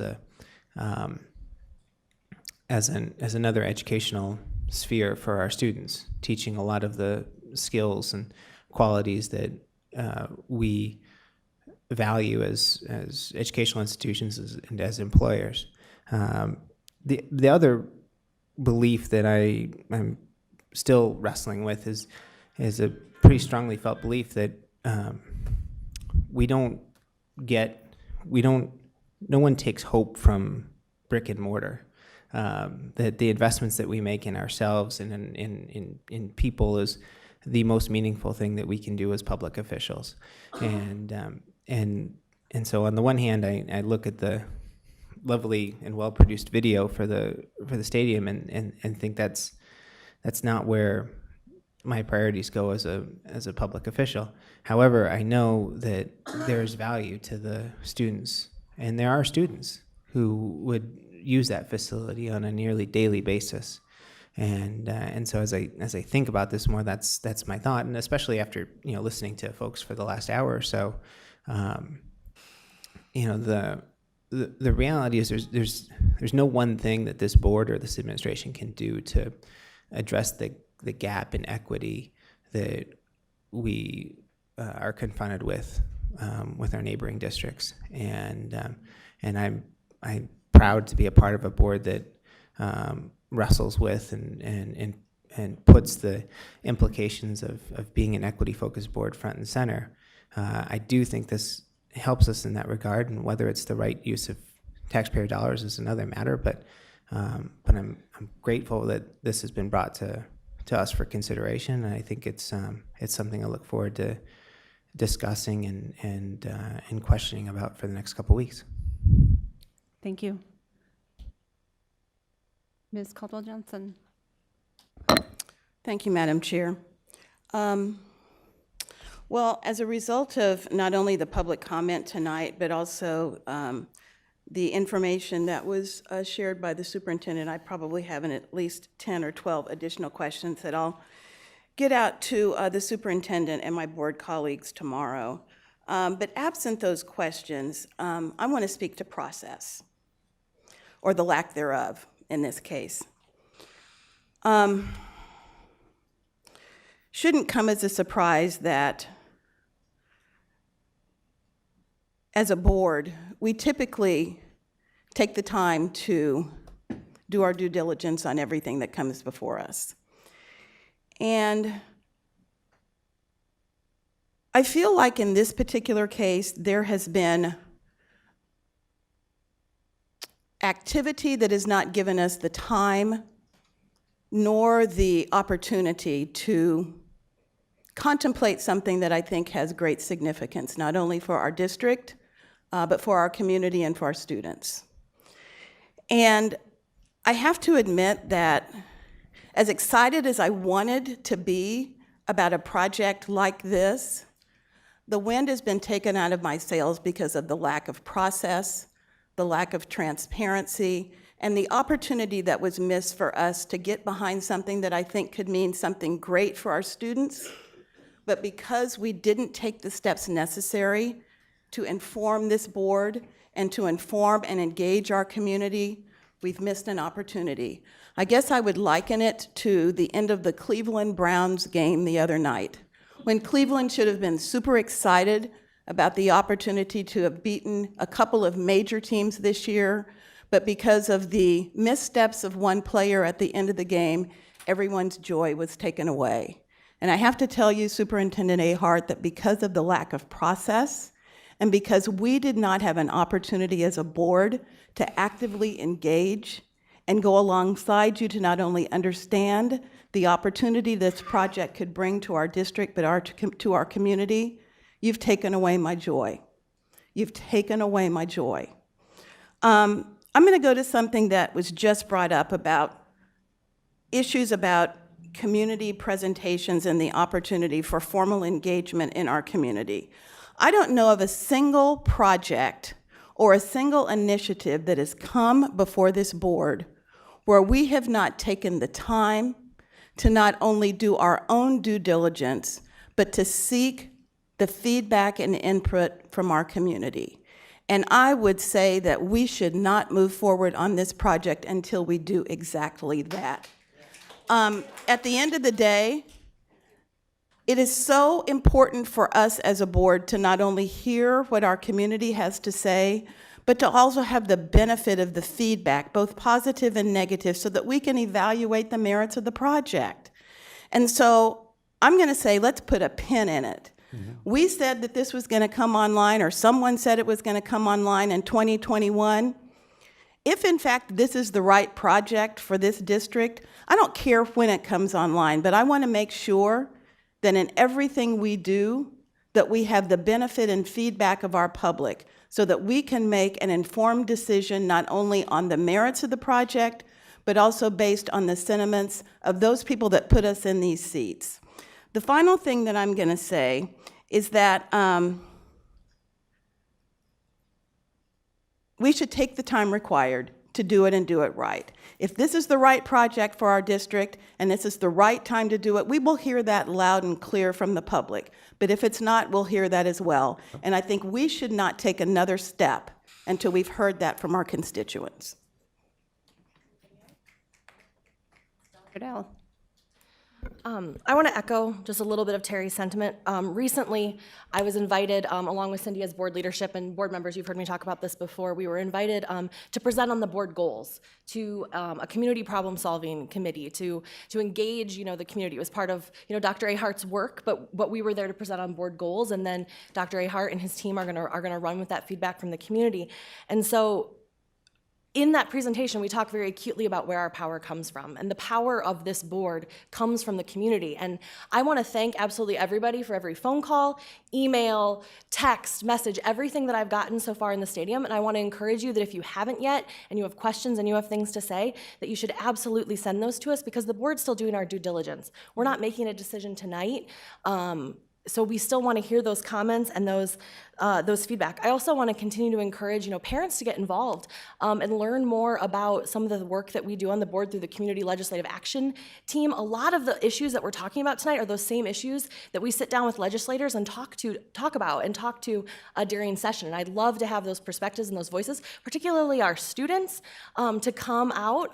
The two of you that were there tonight, I know that you probably have, legions of other students that are just as eloquently spoken as you are, and I'd love to have you come be a partner with us and go to the Hill with us and talk with our legislators about the things that you need in your classroom, because you're a much better speaker and advocate to that than I ever could be. I also want to talk a little bit about arts investment, because as a former speech coach, as someone who is involved in the arts, I've sat up on this board and I've seen the investment that we've made in the arts. We've talked a little bit about some investment we've made in basically a grass baseball field at an elementary school recently. These are just a couple of the projects. The huge renovations we'll be making at East High. I can't wait to go when the curtains open. But I want those opportunities for all of our kids in ways that make sense and in ways that the community is comfortable with. Another thing that I speak a lot to is public dollars for public good.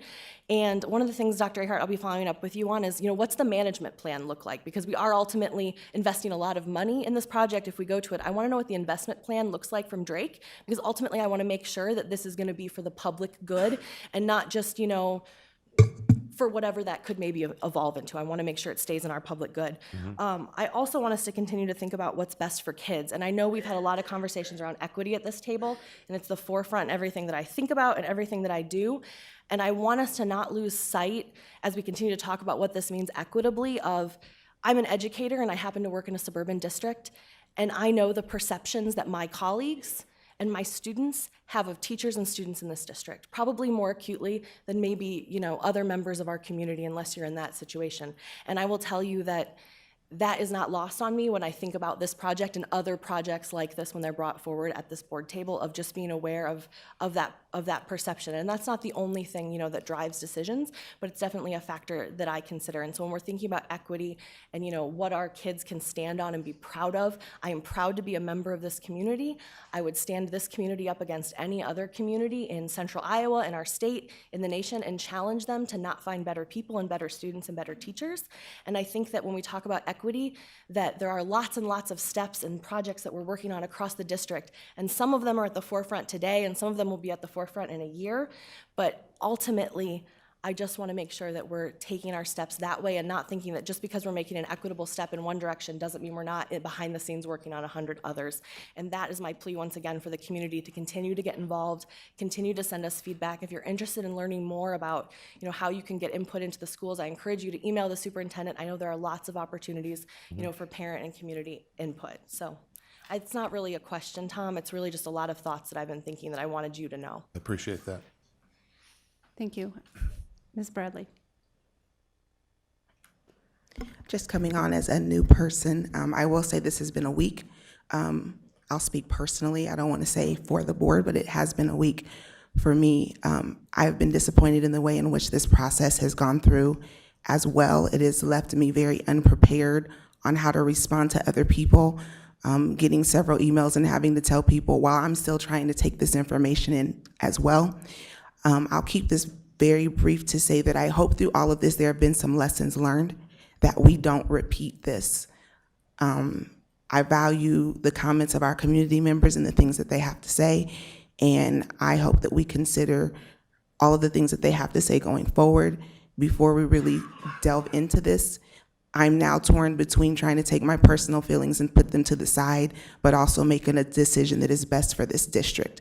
And now I have to figure that out for myself on how to be able to do that. But I hope this is something that we don't repeat, and this is something that we've learned, and this is something that we won't do again going forward. Thank you. Ms. Langford. Thank you, Madam Chair. Just one more thought. I know that open forum is not a discussion between the public and the board, but I did want to highlight the very last speaker had several questions about where to just find basic information and stated that she hadn't been responded and followed up to. So I know that she gave her card to one board member, but I'm wondering if it's appropriate to connect with the staff, just like we would do our open enrollment Yeah, I have that questions. We have our I have that information. note. Yep. Perfect. Thank you. Thank you. Any other discussion? Any other questions? Ms. Caldwell-Johnson.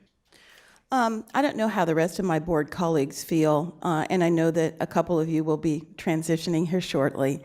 But that notwithstanding, I would like for us to ask the superintendent to provide to us a plan of action that would allow us to establish a much more robust community engagement strategy around the project, so that we know that there will definitely be something put in place, and that the community will understand and be communicated with about ways that they can not only engage electronically, which I believe is available right now, but have a much more active presence in the community around the project.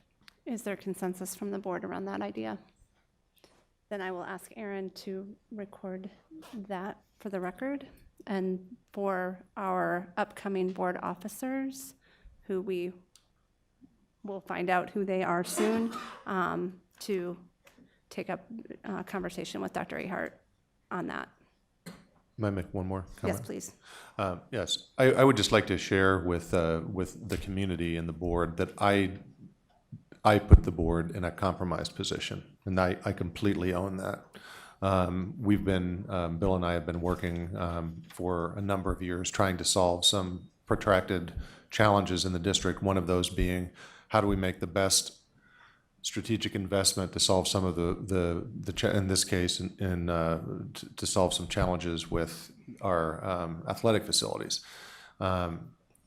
I absolutely think it's the right thing to do. That does not mean that I put the board in a position to, as Terry, I thought, eloquently put it, to get behind it and walk alongside it. And that falls squarely on my shoulders. And and Ms. Bradley, you said, hope a lesson's learned. Absolutely, a lesson is learned.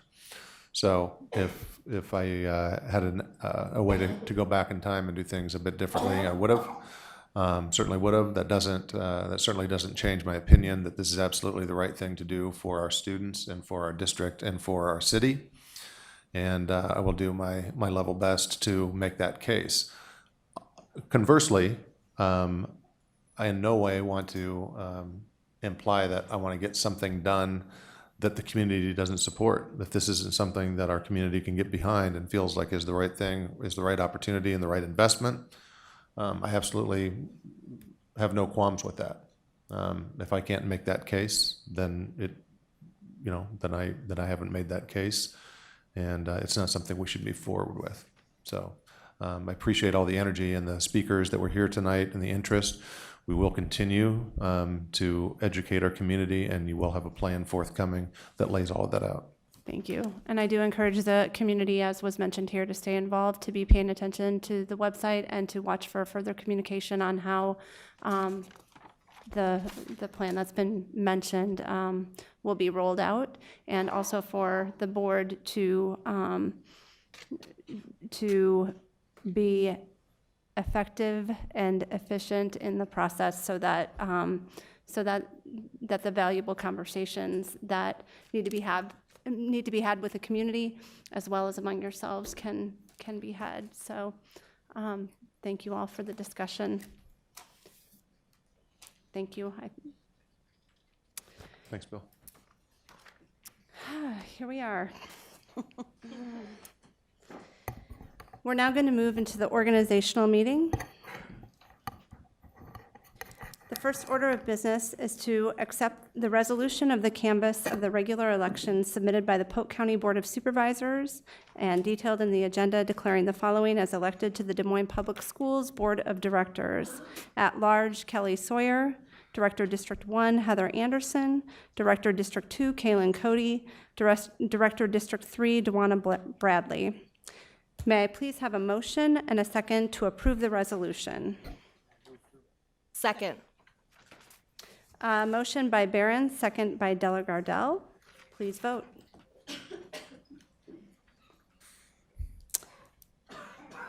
The vote is approved 7-0. I declare the adoption of this resolution and give congratulations to our new members.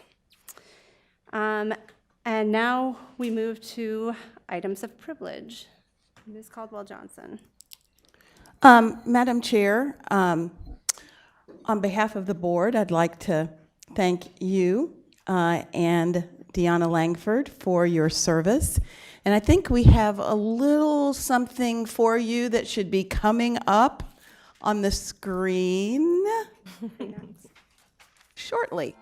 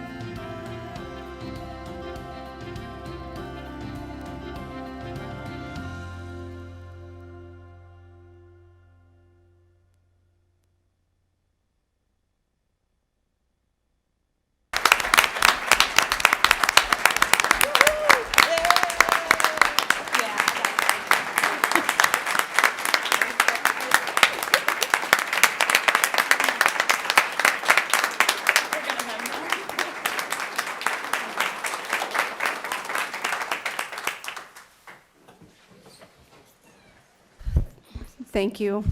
That was lovely and unexpected. Ms. Langford, I'm going to give you the first opportunity to speak. Of course you would. Before I start, because I didn't get the opportunity to do that, so thank you. Oh, that was very sweet. I just really want to thank you too, Madam Chair. I think the work that you have put in just the 4 years that I've known you on this board has been tireless. You have been a fierce advocate for our kids, and you have dedicated countless hours to this job, things that people will never see or know. And so I just personally, as a colleague, you have really set the bar really high for leadership for people coming behind you. And I'm just thankful to have served with you and to know you. You are a wonderful human being and a true advocate and tireless worker for our kids. So thankful to have served with you.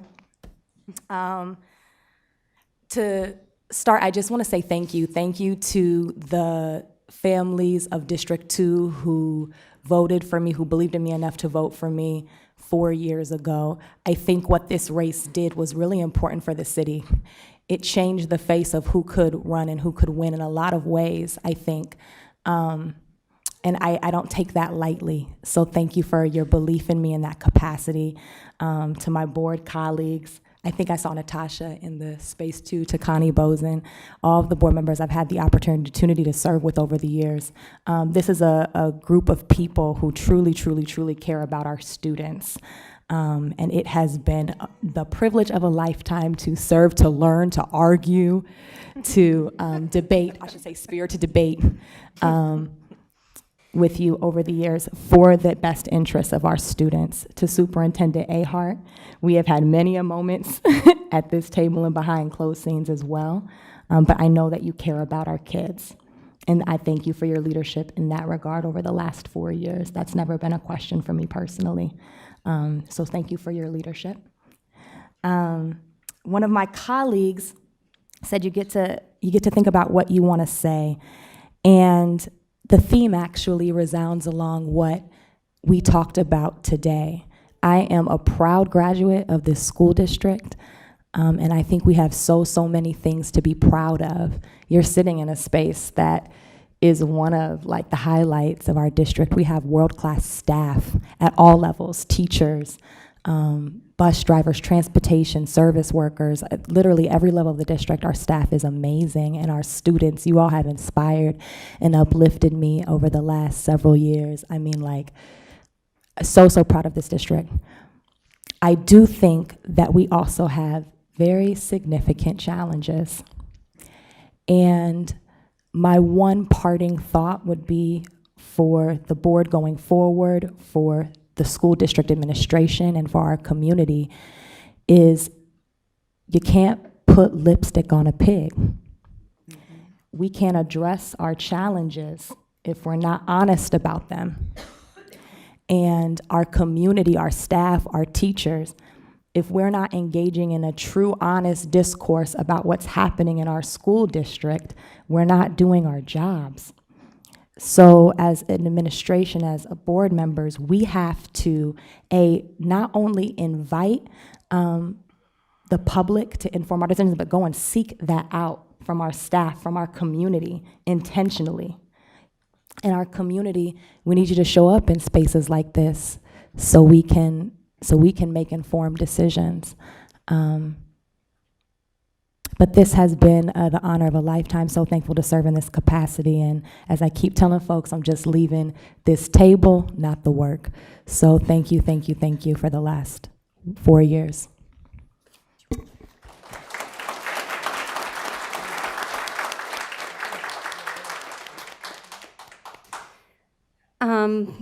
So it's my turn, and I don't speak as well off the cuff as my dear colleague Deanna does, and I'm grateful for you as well, and thank you for your kind words. So I have something prepared, and I'm going to try to get through it. First, it's been an honor representing you for 8 years on the Des Moines Public Schools Board of Directors, and I'm so grateful for the opportunity to have served our students, our staff, and our community. I've been reflecting a lot these last several weeks, wondering what I wanted to say in my closing remarks tonight.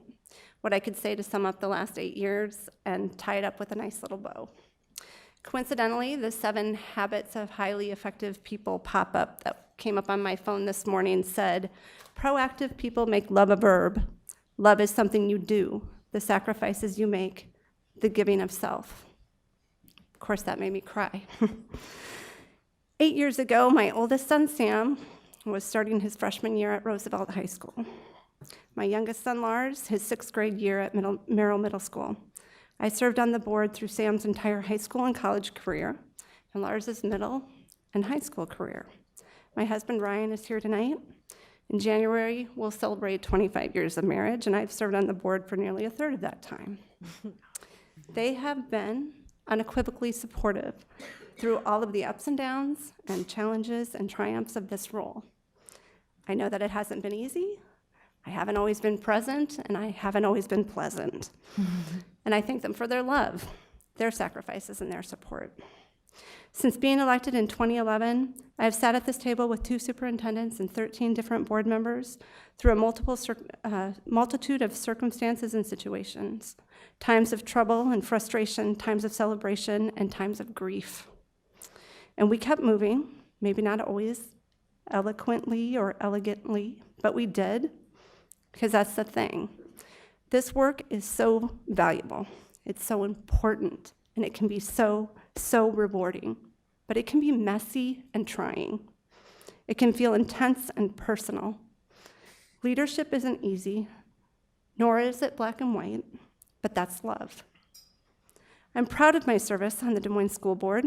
We've done some great work over these 8 years, and most recently, setting the foundation through governance to focus on student outcome goals and social emotional learning policy that, if implemented and monitored with fidelity, stands to profoundly impact the students of this district. I trust that the board that proceeds will continue this work, grounding it in principles that endure beyond any one of us sitting at this table in order to make continuous improvement. I'm confident that they know that there is too much at stake not to, and I thank them all for that. Which brings me back to reflecting on 8 years on the DMPS Board of Directors. It's overwhelming, and I know there are a million things that I could probably be saying. And really, there's no tying it all up in a neat little bow, and I'm certain that I'll be unpacking the experience and my thoughts and feelings about it and about its conclusions for days, weeks, and months to come, with many of you still around this table, and with a lot of my friends out there. What I do know is that things will keep moving. The beat goes on, and it should. What I hope is that I've proven my love for DMPS and that I wasn't just passing through. Thank you again, and it's been a privilege and an honor working with all of you.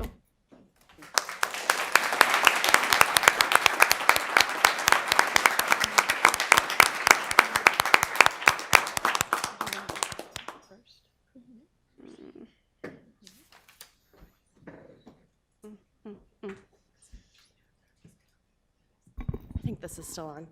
Cindy, this is just a small token,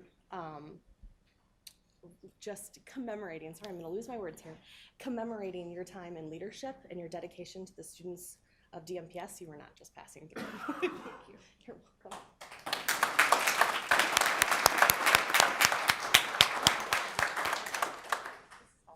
Yes.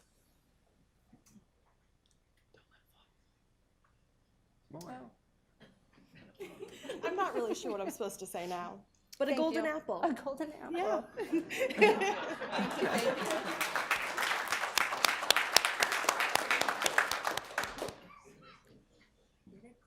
You get a golden apple too. Just don't let it fall.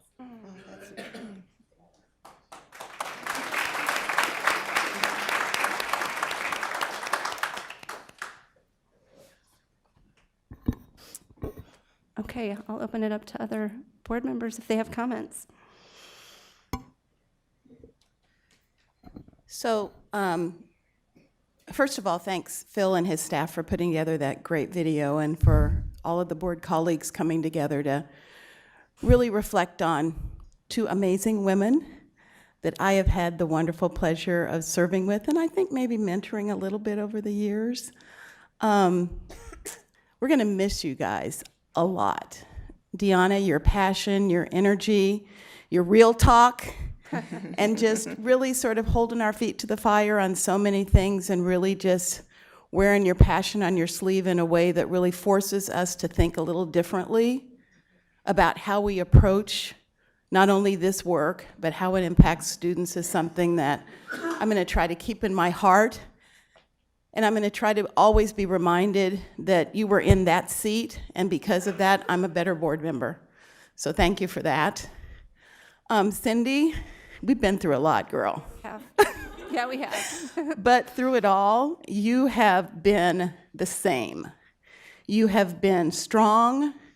You have been willing to take the risks that we needed to take at this table, but more importantly, you have been so laser focused on process around this board and making sure that no matter who is in these seats, that our policies and our procedures will transcend whoever. And that is so important because especially when we have superintendents and other staff that may not feel that constant, that will be the constant for this board moving forward. So the focus on governance, while sometimes not always fun or sexy or easy, is so important. And I just appreciate your willingness to lead that work. And I really appreciate the fact that I know that you're only a phone call away and that you'll still be standing with us as we continue the work. So it's been an honor and a privilege to serve with you. And I've learned again so much. So thank you. Thank you very much. Likewise. If you don't mind. I know we're, I don't want to get a little out of order, and I have no authority to recognize anyone else, but there might be at least one person in the audience who wanted to say something, and it might be appropriate to do that before the other board members keep talking. Okay, let's go. Ms. Boson. Thank you so much. I appreciate so many people here. I hope you're all here for what's happening now, because everybody up here deserves a round of applause. Congratulations to the new people and the old people that are that were elected. But to you two, the ones that go off, I'm sorry, I didn't state my name and address. Do I have to do that again? No, you're okay. This is probably the position of elected officials that people know the least amount about, and the work that you do and the sacrifices you make. You're not paid. It is a volunteer, and you have an incredible responsibility, and that's to the students of this community and being good stewards of our taxpayer money. So it's a huge responsibility. So Deanna, I think you were the youngest, maybe the youngest ever in Des Moines. Your perspective was great to have for all of us that are of the older set. And the work that you put in and some of the directions and the ideas you came up with were really great. It was always fun to serve with you. And to Cindy, you were laser focused. You were dedicated. Whenever you get new people on a board, you never know how you're going to work with everybody. It was easy with Deanna, and with Cindy, it was just as equally as easy, because you always want to kind of know who's going to be there to work with you. But the miles we have walked together, literally walked together on Read to Succeed, all the various meetings, all the times we've put in, and your focus on governance, we had started it, but you made it real. You really perfected it and brought it to where it will go on. And having served in other elected official positions now, it's very important to have a process and make sure the policies, and it's an underestimated amount of work that it does take to keep a board focused. So on behalf of the community, I just want to thank you that you took the time and energy, and you get to take the good and the bad, and showed real leadership. And I applaud you for that. And I was remiss in saying, I also, as a Des Moines City Council person, want to thank this district and to the board for all the work you've done to help, make a good collaboration. And we appreciate what we're being able to help do for you and what you do for the students of this city. Thank you. Thank you, Connie.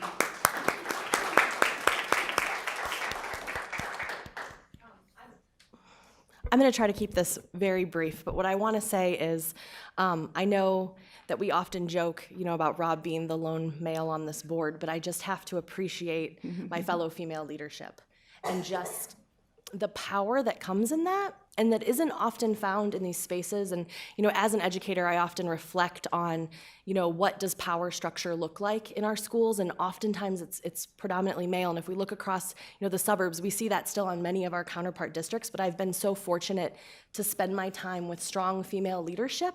And I think that that's really important for the students in our district to see that, this is a level playing field and that, there are females that go on to hold leadership positions and that, our female students can see that, our male students can see that everyone, all of our students see that. And I've just appreciated the time and the perspective that you both offer. And I look forward, to calling upon you occasionally when I might need a little bit of recalibrating or some advice. So thank you so much for leading in this space with me. Thank you. It's been a pleasure. Say. Cindy, I just want to thank you. I can say I'm the newcomer for just a little bit longer now, so I just want to say thank you for just being there. I know I've talked to you privately about what you've meant to me and me being on this board, but you just know it, and it was so great to have someone that I could just call and say, hey, what about this? How do I say this? How do I do that?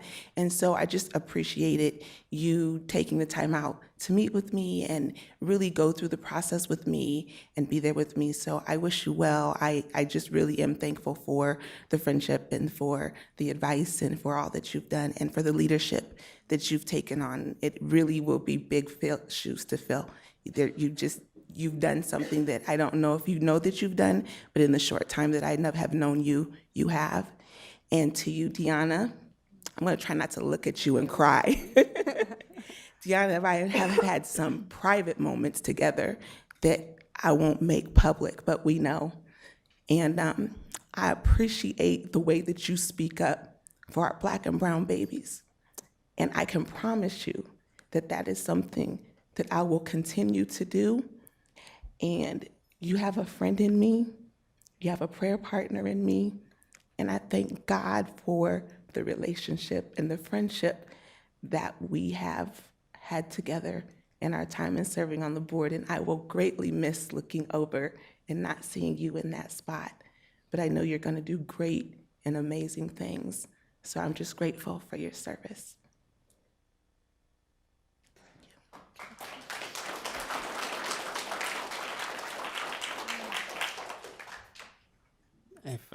If you don't mind,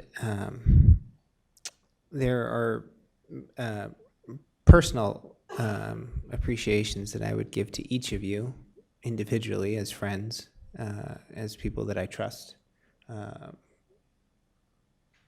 that I sincerely trust, not just as a constituent, but as a friend. But I was trying to reflect on what would be the appropriate thing for me to add to this conversation. The thing I wanted to say to Deanna is probably the thing that would be most applicable to both of you, which is that you should never have any doubt that the time that you spent, the 4 years that you spent, Deanna, and the 8 years that you spent, Cindy, in this role was meaningful to the children of this district. It's impossible to ever feel satisfied in these roles.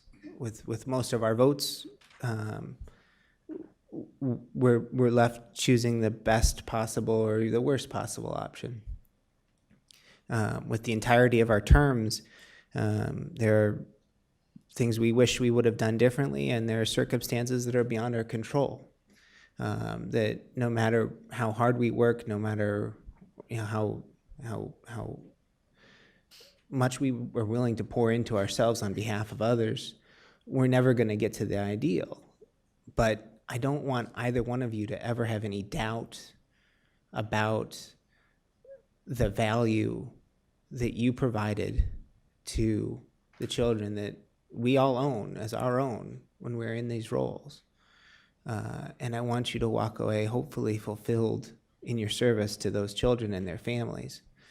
And I hope that for those that are watching this right now, that there are, beyond the two soon-to-be seated colleagues of ours, that there are some other folks who will someday run and serve as school board members that will take on the lesson that this is a very worthwhile thing to do and very meaningful, not without its challenges, not without its struggles, but made more meaningful because of those. And the two of you have a legacy now that will never go away. And as a parent, I am so thankful for that.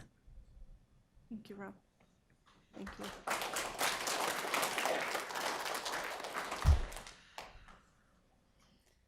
Great. I think we're ready.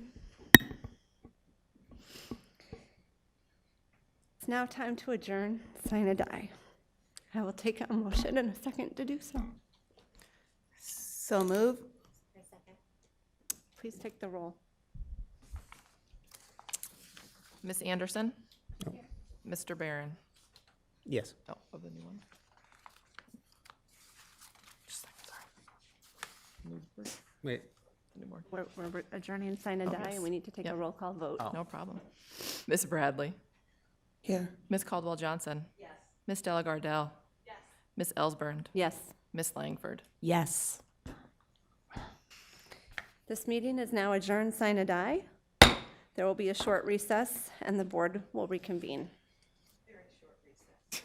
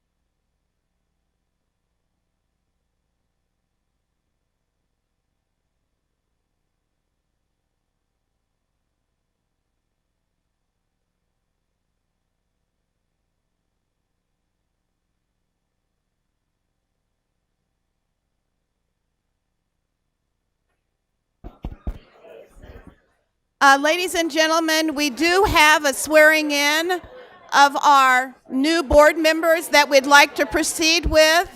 So if those of you that are here for the swearing in, if you will please take a seat so that we can proceed.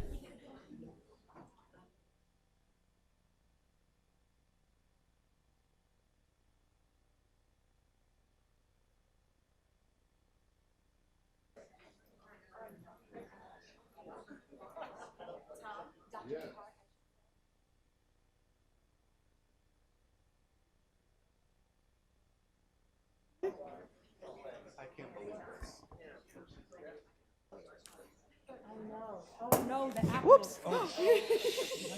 No, it was attached. It's not attached. I have to get her another one. I think it's okay. Wow.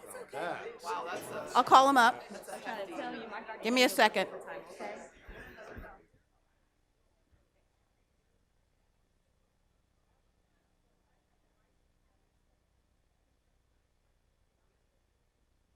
Hold on. Yeah, I got it.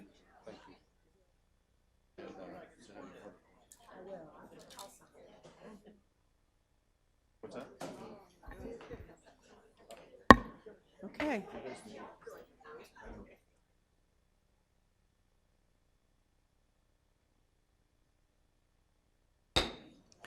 I would like to call the meeting of the Des Moines Public School Board of Directors to order. And our first order of business is our oath of office, and I would like to invite Kelly Sawyer, Heather Anderson, Kaylin Cody, and Dewana Bradley to come forward to take the oath of office. If you could please just join me here.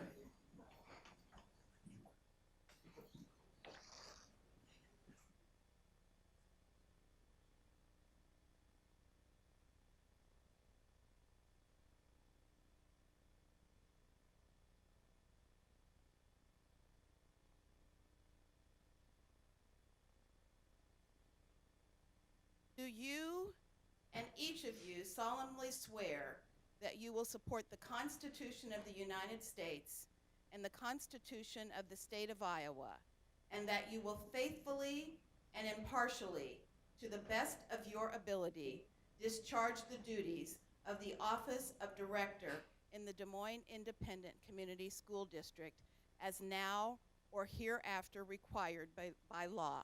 If so, please say, "I will." I believe that you are now officially sworn in, so congratulations.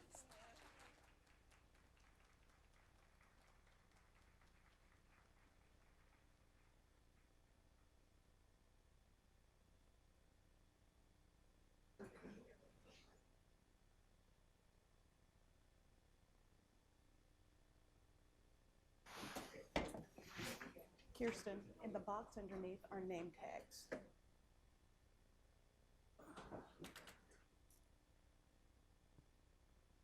So now that we have sworn in the newest members of the Des Moines School Board, I'd like to officially welcome each of you, and I would like to ask our secretary to please take the roll.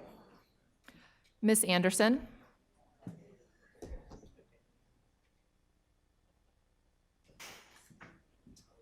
We're taking the roll.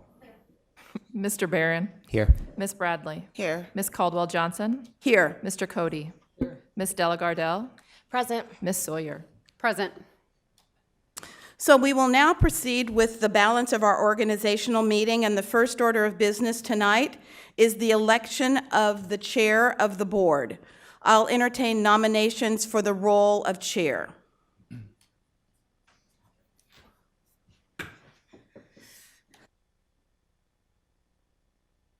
It's my honor to nominate Kirsten Delagardelle as chair. Are there other nominations for the position of board chair? Hearing none, I would entertain a motion to close nominations. Is there a motion? Make a motion. We have a motion. Is there a second? Second. We have a motion and a second to close the nominations. All in favor signify by saying aye. Aye. Oppose? All right, we have one nomination, so I will close the nominations, and I believe we all have a ballot in front of us. If you could please cast your vote for the individual that has been nominated, Kirsten Delagardelle, and sign and pass forward. We will tabulate the ballots.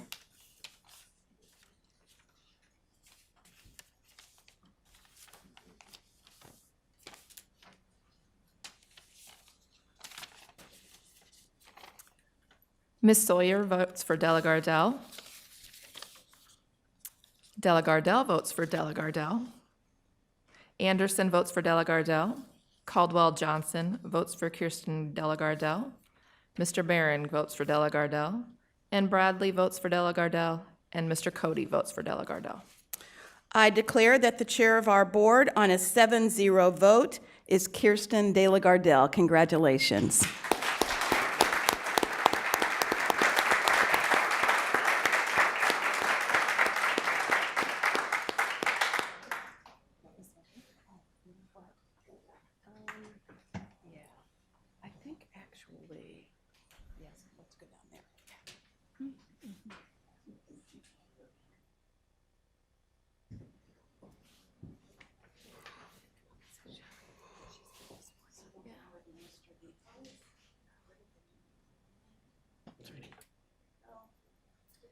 All right, it is my pleasure to administer the oath of office. Do you solemnly swear that you will support the Constitution of the United States and the Constitution of the State of Iowa, and that you will faithfully and impartially, to the best of your ability, discharge the duties of the office of Director and Board Chair in the Des Moines Independent Community School District as now or hereafter required by law? I will. Congratulations.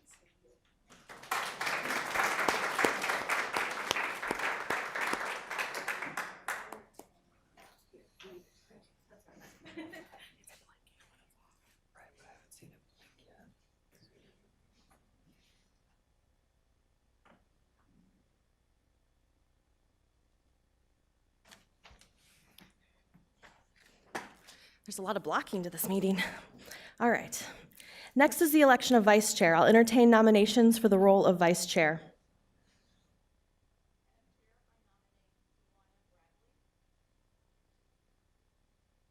Are there any additional nominations? Hearing none, I'll close nominations and ask each member to vote using the paper ballot and pass them to Erin, our recording secretary.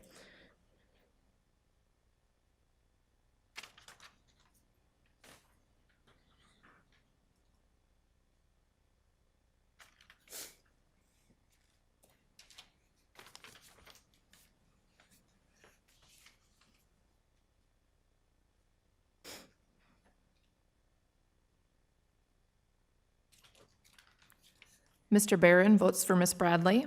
Miss Anderson votes for Bradley. Miss Sawyer votes for Bradley. Caldwell Johnson votes for Bradley. Delagardelle votes for Bradley. Bradley votes for Bradley. And Mr. Cody votes for Bradley. I declare the vice chair to be Dwana Bradley by a vote of 7-0.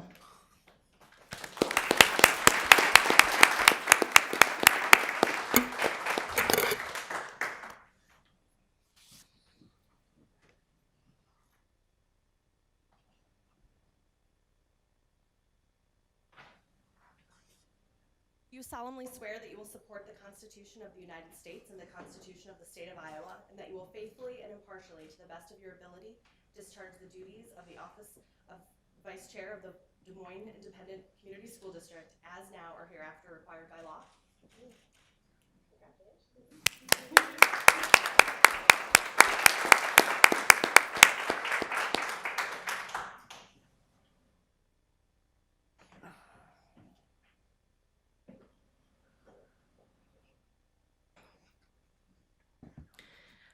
Next is the adoption of our policies, regulations, and rules of the new board. May I have a motion and a second to adopt the policies, regulations, and rules by the new board? Move approval. Second. We have a motion by Caldwell Johnson and a second by Barron. Please take the roll.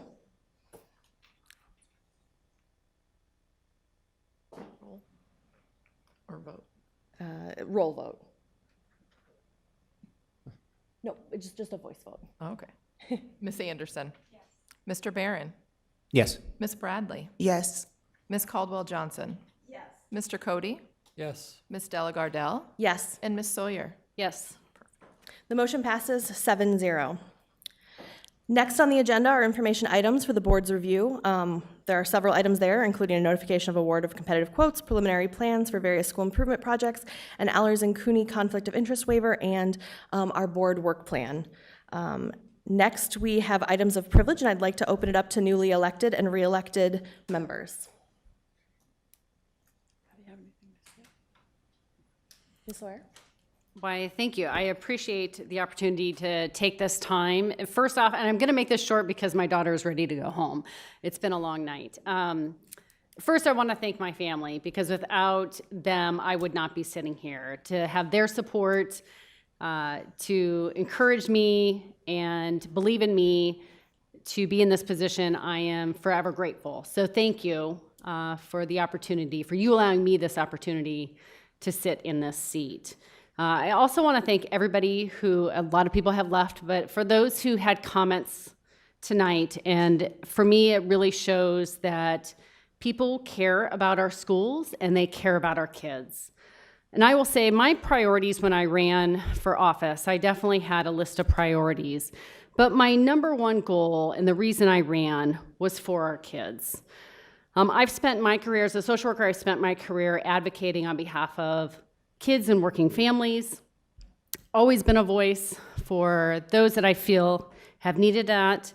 And I will say that for me, I will tell you my commitment will be the decisions that I make at this table, first and foremost, will be what is in the best interest of our kids in the district.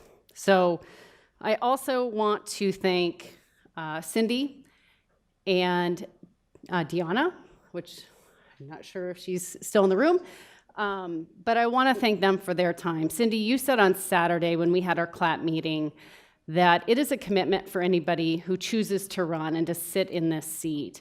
And so I'm grateful for the path that you have paved, I think, for me. You've been a huge mentor for me, so I appreciate that. So for you and Deanna, the time that you've put in, and Connie, you're back there as well. You've sat at this table, and for all of my colleagues sitting up here too, I appreciate the commitment that you are making to the kids in the district. And I look forward to working with all of you at the table as well as Superintendent Ahart. Thank you. Do any other members? Yes, Heather, Ms. Anderson. Right. Let's see, my family left, and I had a big group here, and I definitely couldn't do it without their support, and honored to serve a second term, and felt like the community really spoke, and they value having a classroom teacher sitting at the board table, and I will do my best to represent the teachers, staff, and students of this community. So thank you. Thank you. Any other members? Hello? Okay, yeah, it is working. I'm having some light trouble up here. I don't know. We'll sort it out over the next little bit. But I just, during the last several months in this whole process, of all the problems I talked about in the community, all the things that I prioritized, I really never expected to tackle a football field first, but here we are. So let's have some fun with it, and let's see where we end up.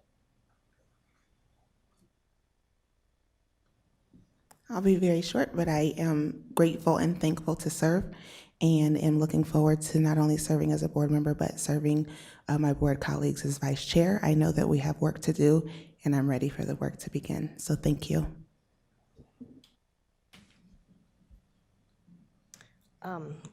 I'm not going to make really very many remarks tonight, other than to just, thank the community for continuing to engage with us, thanking my personal support network, for everything that I've had to lean on you for, and everything I will lean on you for in the next year.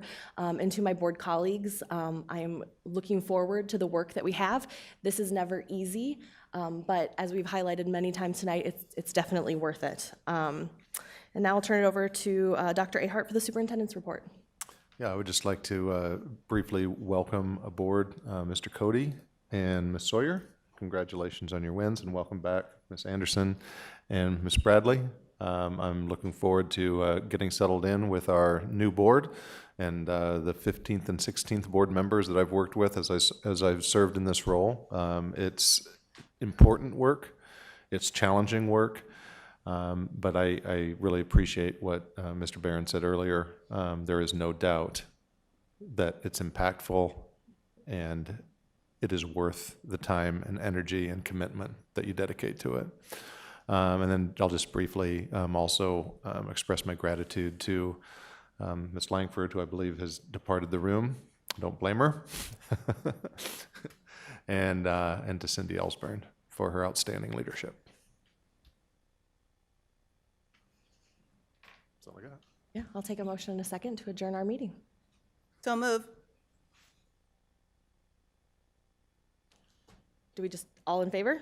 You can say without objection. Yeah, the without meeting is objection, the adjourned. meeting is adjourned.